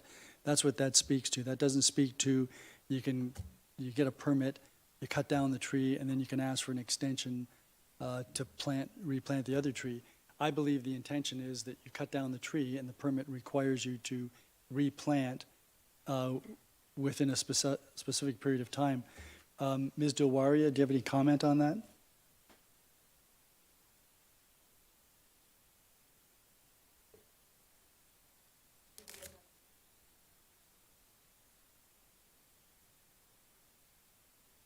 It's within a reasonable period of, I would presume, afterwards. And would that be specified in the permit? Yes, it would be. Yes. Okay. Councillor Noyes? Okay, again, I'm reading a permit may be renewed by the director for up to 2 additional 1-year terms. That's the permit. Yeah. That's not the planting of the tree. You get a permit to cut down a tree. If you cut down the tree, you don't need to renew it. If you don't cut down the tree, you may need to renew it. So it's got nothing to do with it's got to do with the permit. Okay. Okay, the next amendment, and I won't put that on the floor, the trees that, in the urban area that people have to replace, that they are replaced within urban areas. So if we're trying to increase the canopy in the urban areas, then we should be replacing these trees within the urban areas.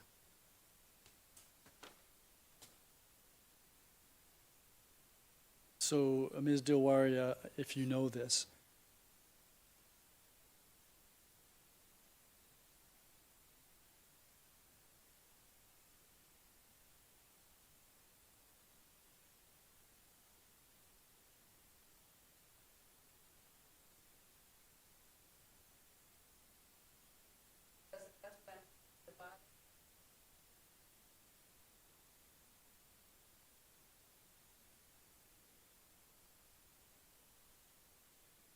so Councillor Noyes just wants assurance that if somebody gets a permit to cut down a tree, but they don't have space to plant a new tree, if they have to pay the money for a replacement tree to be planted elsewhere, that will be planted within the urban area.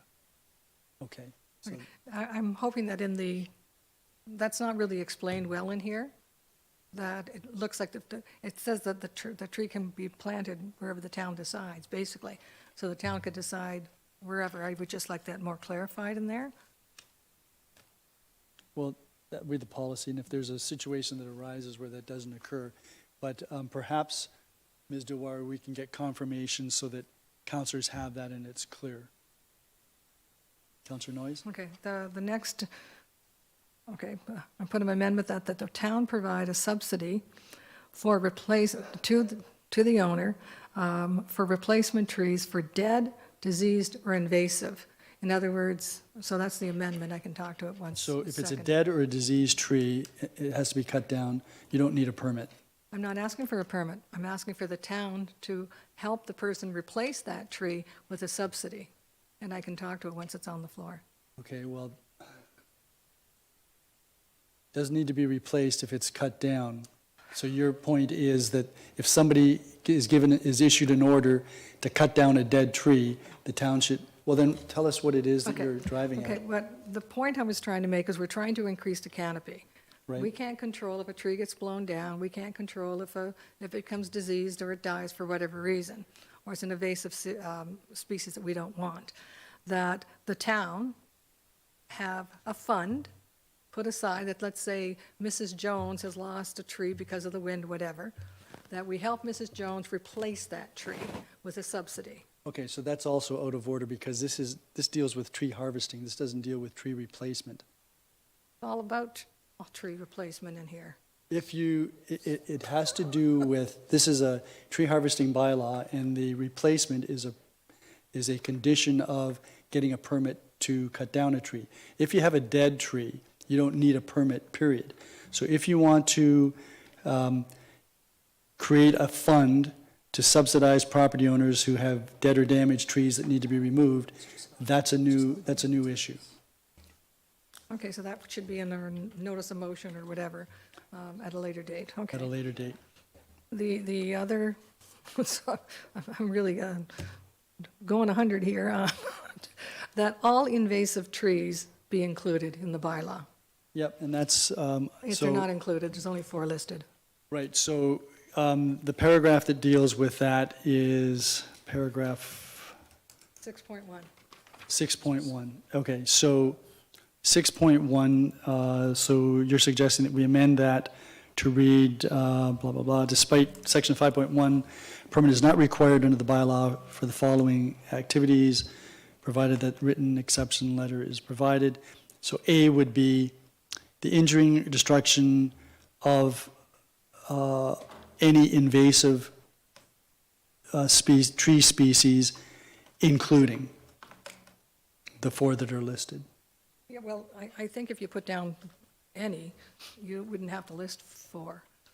Well, I think it's helpful to have at least these there so that it's clear that these are undoubtedly the most prominent invasive species.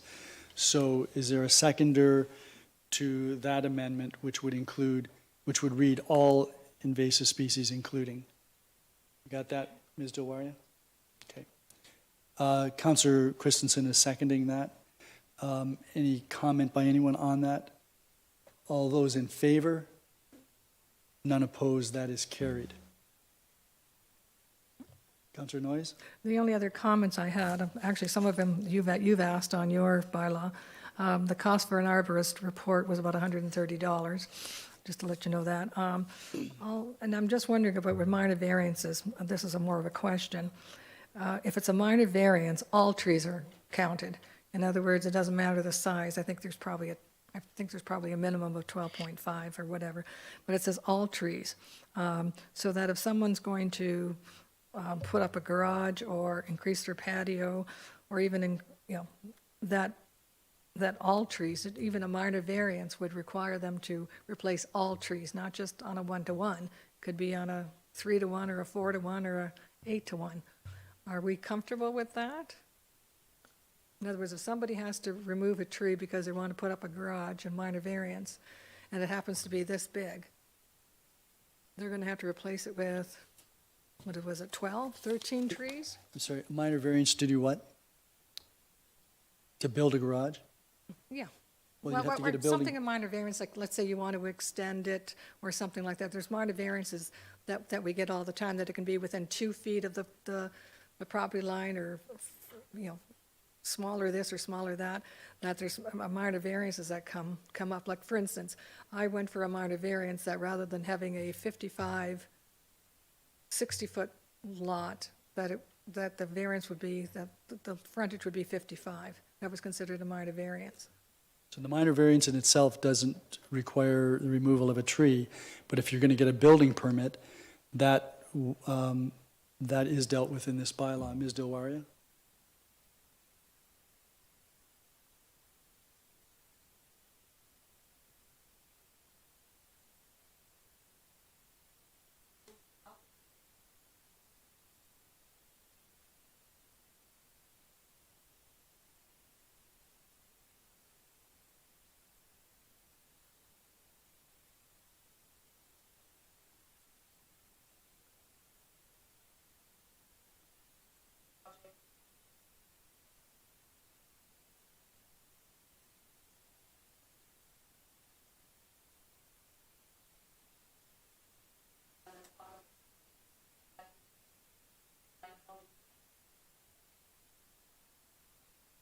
Okay, that's not what this bylaw says, but anyway, the bylaw says any tree.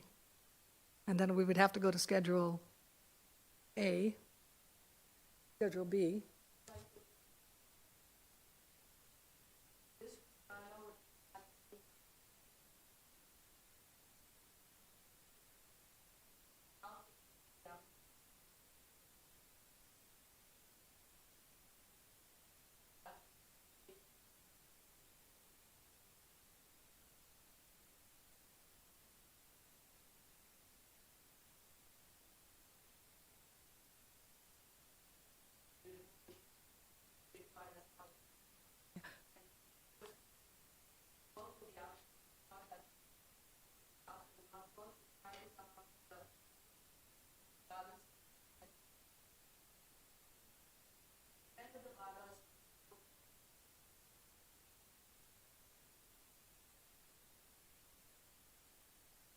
Councillor Noyes? Again, that's not what the bylaw says, but anyway, I'll take your word for it.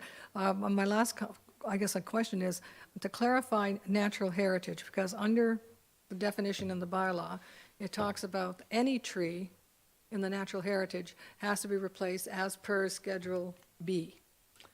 Then, but it also says that a tree located on a residential property where there is an occupied dwelling, I mean, that's key, an occupied dwelling, it's on a 1-to-1. So what happens if your residential lot is within the heritage area, is within the natural heritage area? Ms. Dilwaria?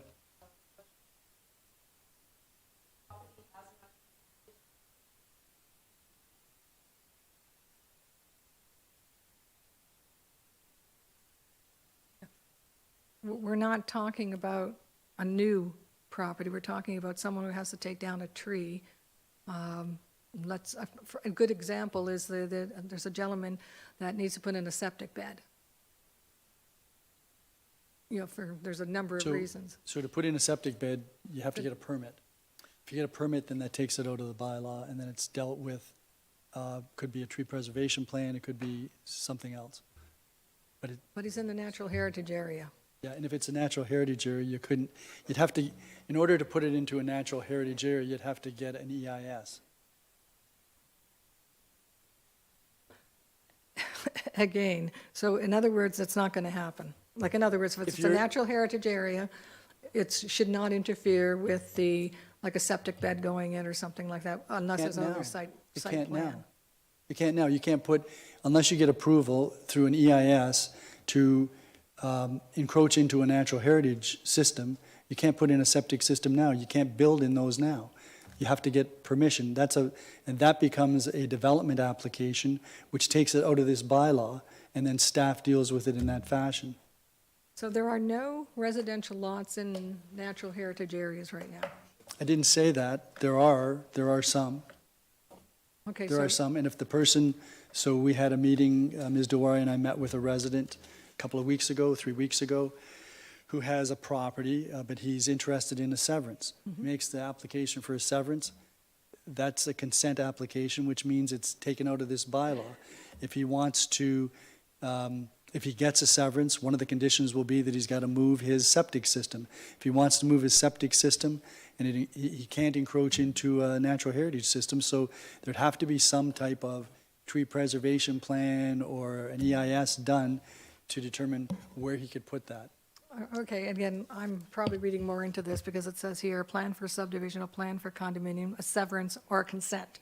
This bylaw applies to any tree located on those lands. So again, not very clear, because if I'm reading that, and I know the gentleman you're talking about, I would think this bylaw will affect me.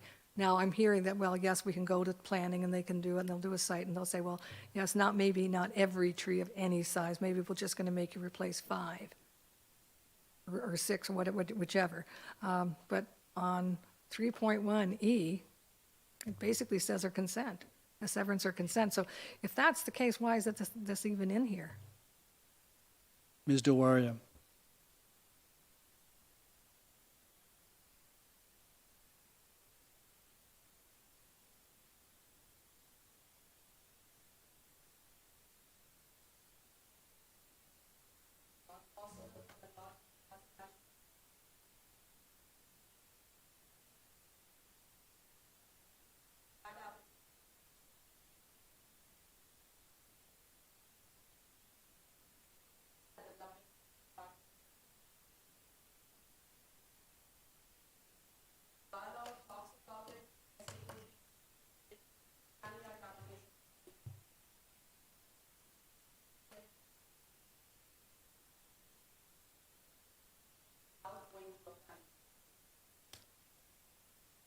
Again, I wish that this particular bylaw then reflected that's up for discussion or debate. Again, to trees of any size located on lands, and it talks about severance, consent, et cetera. It doesn't say, and we'll review it.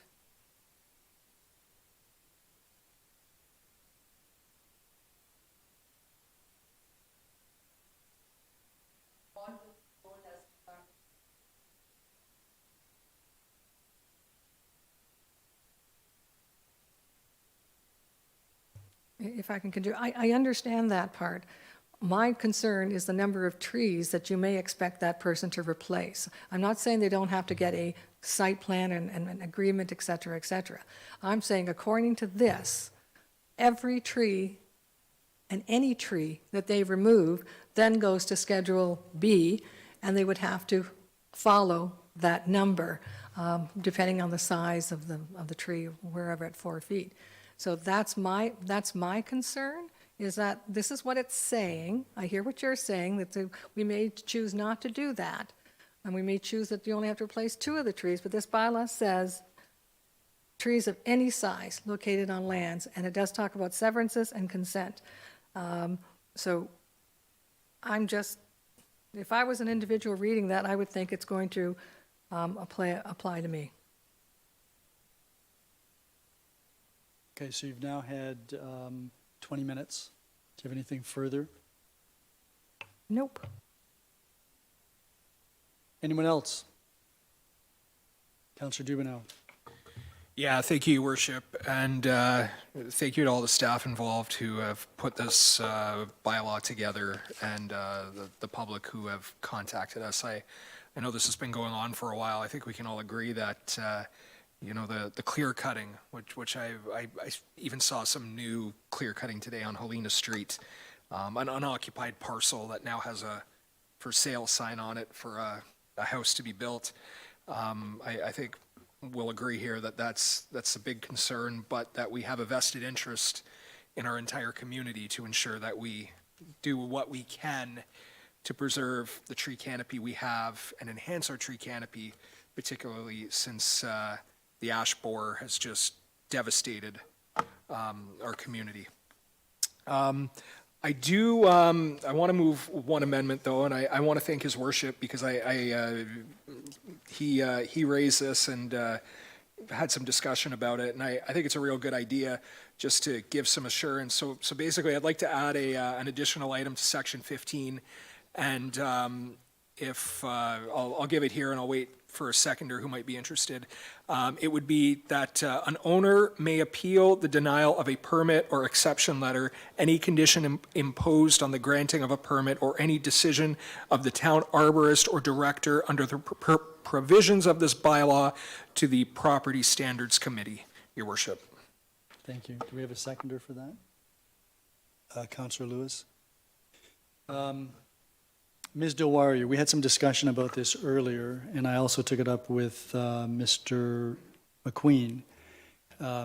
We have a Property Standards Committee. It does deal with property standards. The mandate may not include this, obviously, but is there any reason why we couldn't refer an appeal of this bylaw to the Property Standards Committee and then amend the terms of reference of the committee?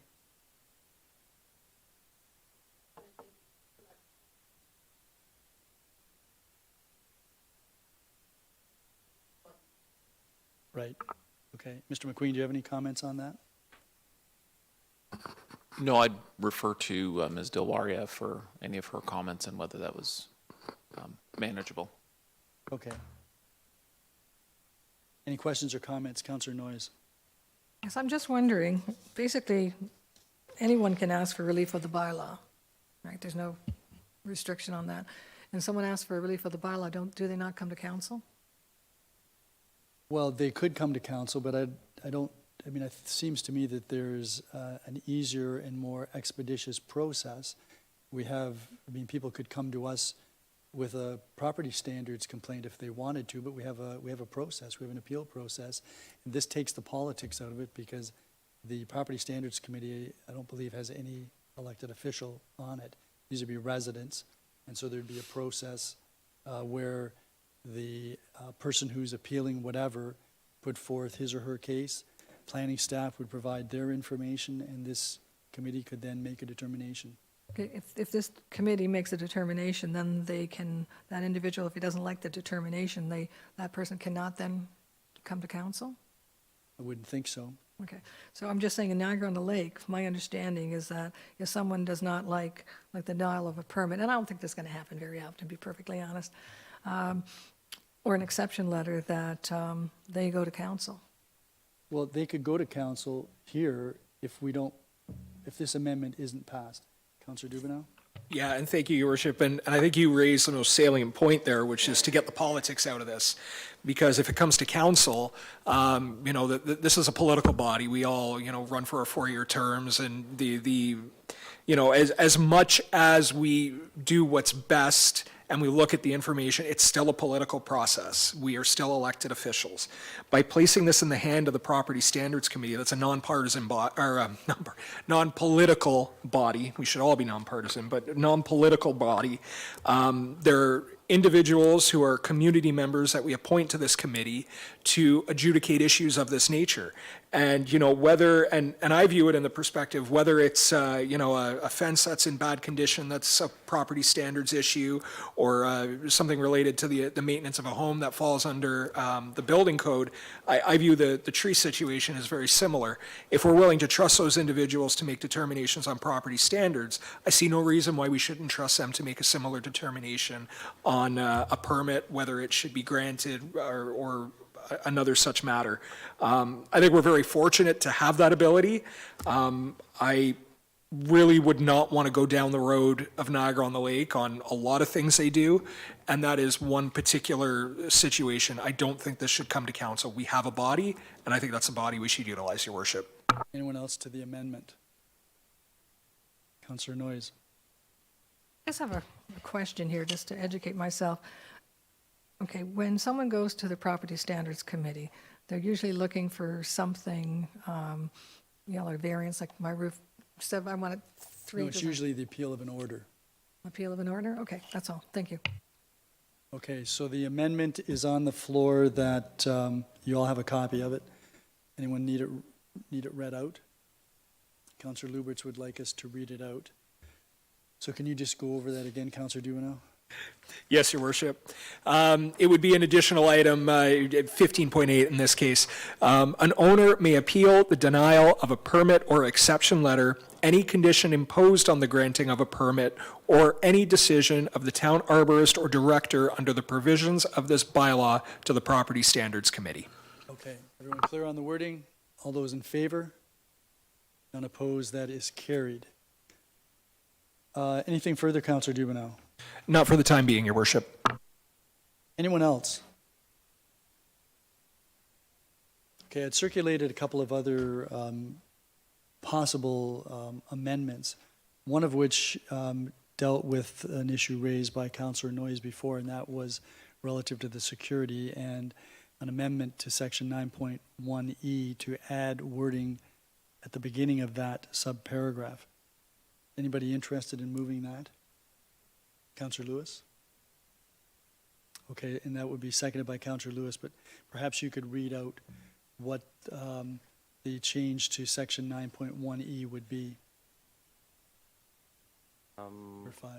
Yeah, with the exception of a residential lot where a permit holder has agreed in the permit to replace any replacement tree that has failed to survive for a period of 2 years after planting pursuant to the permit. Okay, and then that would continue on with the rest of 9.1E, which says relates to security. So this would relieve the individual of having to provide security as long as the permit that's issued indicates that if the replacement tree does not survive for 2 years, the owner, the permit holder, will replace it himself or herself. Everybody clear on that? Questions? All those in favor? And none opposed, that is carried.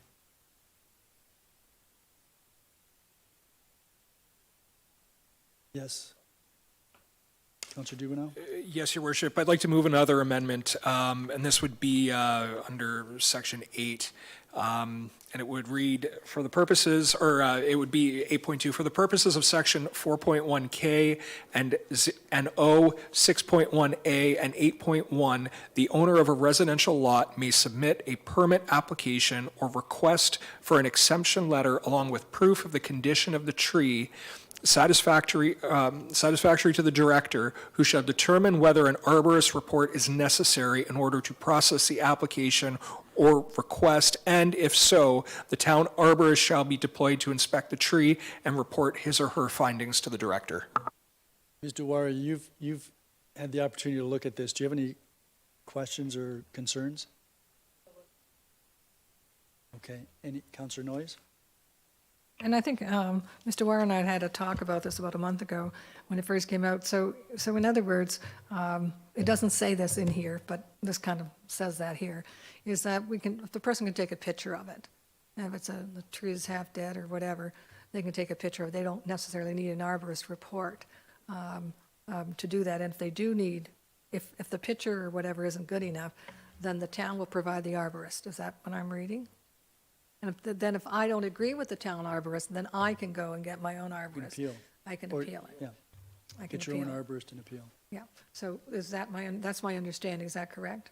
So that bylaw is going to reflect that? Thank you. Councillor Dubanow. Yeah, thank you, Your Worship. And through you to Ms. Del perhaps she can shed some light on this. In addition to, like the resident or anyone else perhaps, providing a picture, is this something we could perhaps, like the tree services in town who commonly take down the dead ash trees and other such things, would we be able to utilize their expertise or their opinion, if it's satisfactory to the director, to essentially eliminate the need to send the town arborist out?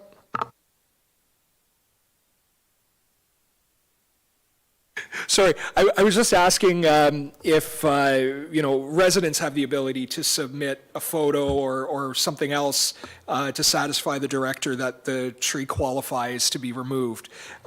Is this something that a tree service or another organization that we have familiarity with in the community could also do likewise instead of having to send the town arborist out? Yes, that's perfectly fine with me, yeah. Perfect, thank you. Councillor Noyes? So just to clarify, we don't need someone from the tree, a tree person. I can take a picture of the dead tree and I can send it in and get approval. So someone's not going to say, well, what's going to stop me from taking a picture of a dead tree, So 1 that's mile why, down the road? that's why someone would need to check it. And so the question is, if it's not the town arborist, could it be somebody from a tree service that could vouch for the owner saying, Okay, yes, this so is the tree? So I would send the picture in, the town would then send the arborist out. Maybe. Could be, they might not. They might be quite satisfied. I mean, the photograph might be adequate to confirm that is the tree, and then maybe the arborist needs to go out, or maybe somebody from a tree service can simply verify. Okay, thank you. Any other questions on that amendment?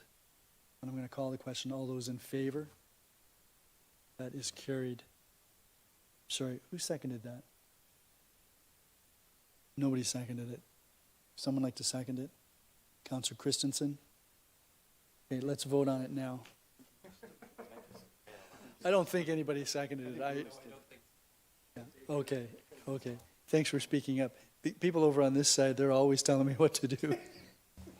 Okay, I'm going to call the question then. All those in favor, now that we have a seconder? None opposed, that is carried. Any other questions or comments with respect to the bylaw? Okay, Councillor Noyes, pardon, before we get to the final, okay. So there was one other question that I had, and that related to section 9.1 D, and that is the size of the replacement tree. And the coniferous 150 centimeters, that's just over 4 feet. But the 50 millimeter caliper, that is something that Ms. Dilwaria and I had spoken about. Ms. Dilwaria, did you have an opportunity to do any further investigation about how, that's a pretty big tree, and as I mentioned to Ms. Dilwaria, I've got a couple of 10, 11-foot trees in my yard that I've just recently planted, and they're nowhere near 50 millimeters. Ms. Dilwaria? Your Worship, I looked into it, but I could not find any comparables. And I understand 50 millimeter is a significant size tree. So staff will take direction from council on whatever size they are comfortable with. So,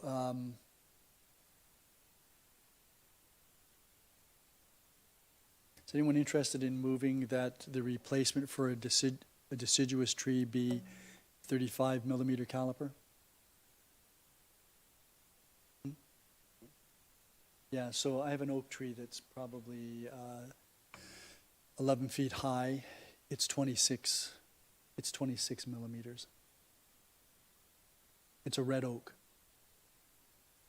I've got a serviceberry that's 10 feet high, and it's 20.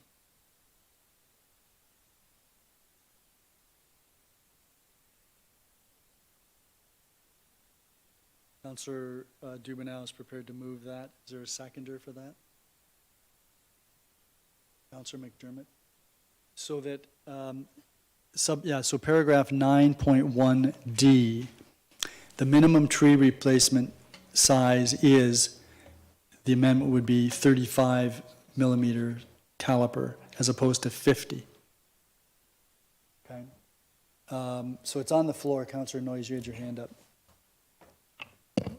Councillor Lewis and I were trying to figure out what 50 millimeter caliper was, so we found it was about 2 inches. It's 1.9 or whatever inches.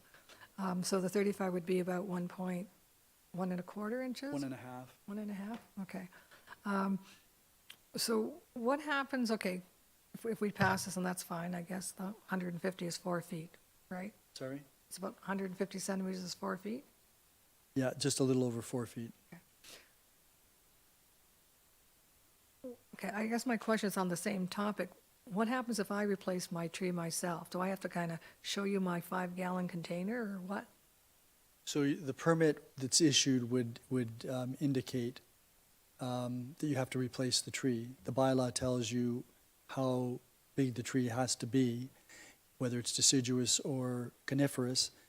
The permit should indicate, now that we've made an amendment, that if the tree, the replacement tree doesn't survive for 2 years, you agree that you will replace it. And then presumably there will be some spot checking by staff to ensure that A, you've replaced the tree, and B, it meets the requirements for the size. I guess the point I was getting, and I appreciate that, is that if I'm no longer doing a 50 millimeter caliper and it's now 35, I don't need 5-gallon root ball. No, that's a deciduous tree. A coniferous tree is the 150 centimeter with a 5-gallon Okay. container. Okay, thank you. Correct, Ms. Dilwari? Yeah. Okay, any other questions or comments on that amendment to change the 50 millimeters to 35? All those in favor? None opposed, that's carried. Any further questions or comments with respect to the bylaw before we go to the recorded vote? Okay. Mr. Todd, would you please proceed with the recorded vote?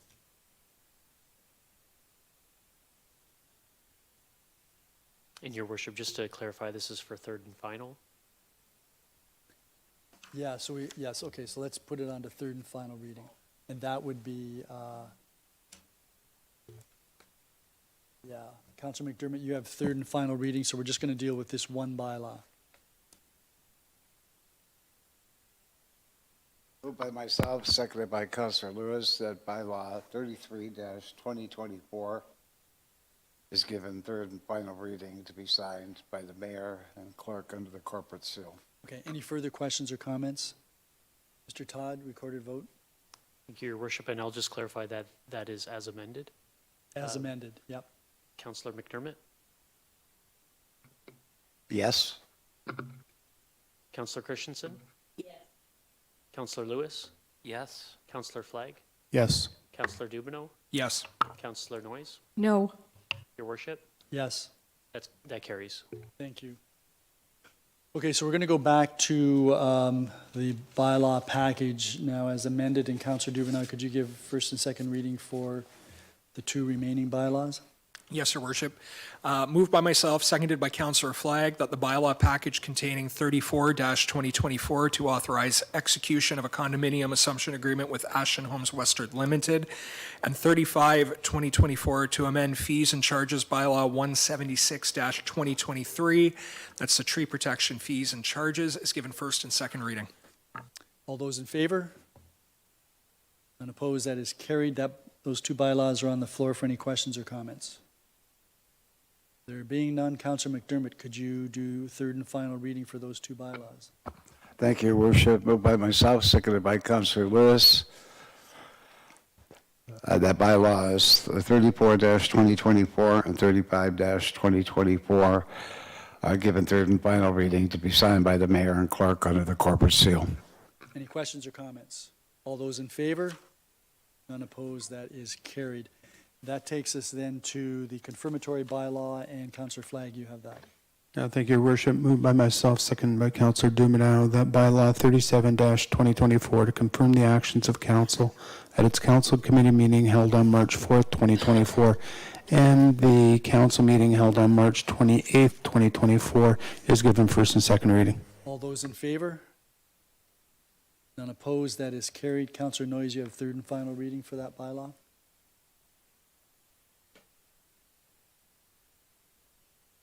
Moved by myself and seconded by Councillor Dubanow that bylaw number 37, 2024 is given third and final reading to be signed by the mayor and the clerk under the corporate seal. Any questions or comments? All those in favor? None opposed, that is carried. That takes us to scheduling of meetings. Councillor Noyes. This is a meeting tomorrow morning, a Zoom meeting for the Stevensville downtown, and also tomorrow at 6 p.m. the Humane Society of Greater Niagara is meeting at their 4th Avenue offices. Okay. What time did you say that Zoom meeting is for Stevensville business? 9. Thank you. Anyone else? Councillor Christensen. Excuse me, tomorrow, March 19th, at the Centennial Branch of the Fort Erie Public Library, the board of the library is meeting. And this is not a town meeting, but Niagara Health Services at 6:30 p.m. Is holding an open public meeting to discuss its plans and visions with respect to the Niagara Hospital, and we're hoping that members of the town of Fort Erie attend. And then on April 3rd at 10 a.m. in the morning, the town of Fort Erie's Seniors Advisory Committee will meet at the Douglas Heights Senior Center on High Street. And at 5:30 p.m. on April 3rd, the Ridgeway BIA will meet at 5:30 p.m. at the Crystal Ridge Library. Thank you very much, Councillor Christensen. Someone criticized me for failing to mention the meeting with Niagara Health that's coming up tomorrow evening, and that starts at 6:30, does it not? Yes. At the Leisureplex. Yes. Thank you very much for reminding me, because I'm not trying to hide it from the public. Councillor Dubanow. Yes, Your Worship. The Planning and Development Services Business Subcommittee meeting for the month of April will be on April 2nd at 3:15 p.m. here at Town Hall at 3:15 p.m. Any other meetings? Councillor Flagg. Thank you, Your Worship. Corporate and Community Business Subcommittee on the 4th, Conference Room 2. I'm sorry, you said April? April 4th. And the time? At 3 p.m. Thank you. Okay. I'm going to see who moves the adjournment for this evening. Oh, Councillor Dubanow. Yes, Your Worship. Moved by myself and seconded by Councillor Flagg that council adjourns at 8:48 p.m. to reconvene into a regular meeting of council on April 22nd, 2024. Okay, so before I call for the vote, I just want to thank all of you for the fashion in which you have conducted yourselves, not only tonight, but every meeting. And, you know, I know that there's been some issues that we've dealt with that have been very controversial in terms of how councillors have felt one way or the other. I want to commend all of you. You certainly raise interesting issues, and I know that you're all deeply motivated by your concern for the residents, and you're to be commended for that. All those in favor of an adjournment? That is carried. You were wondering whether you should?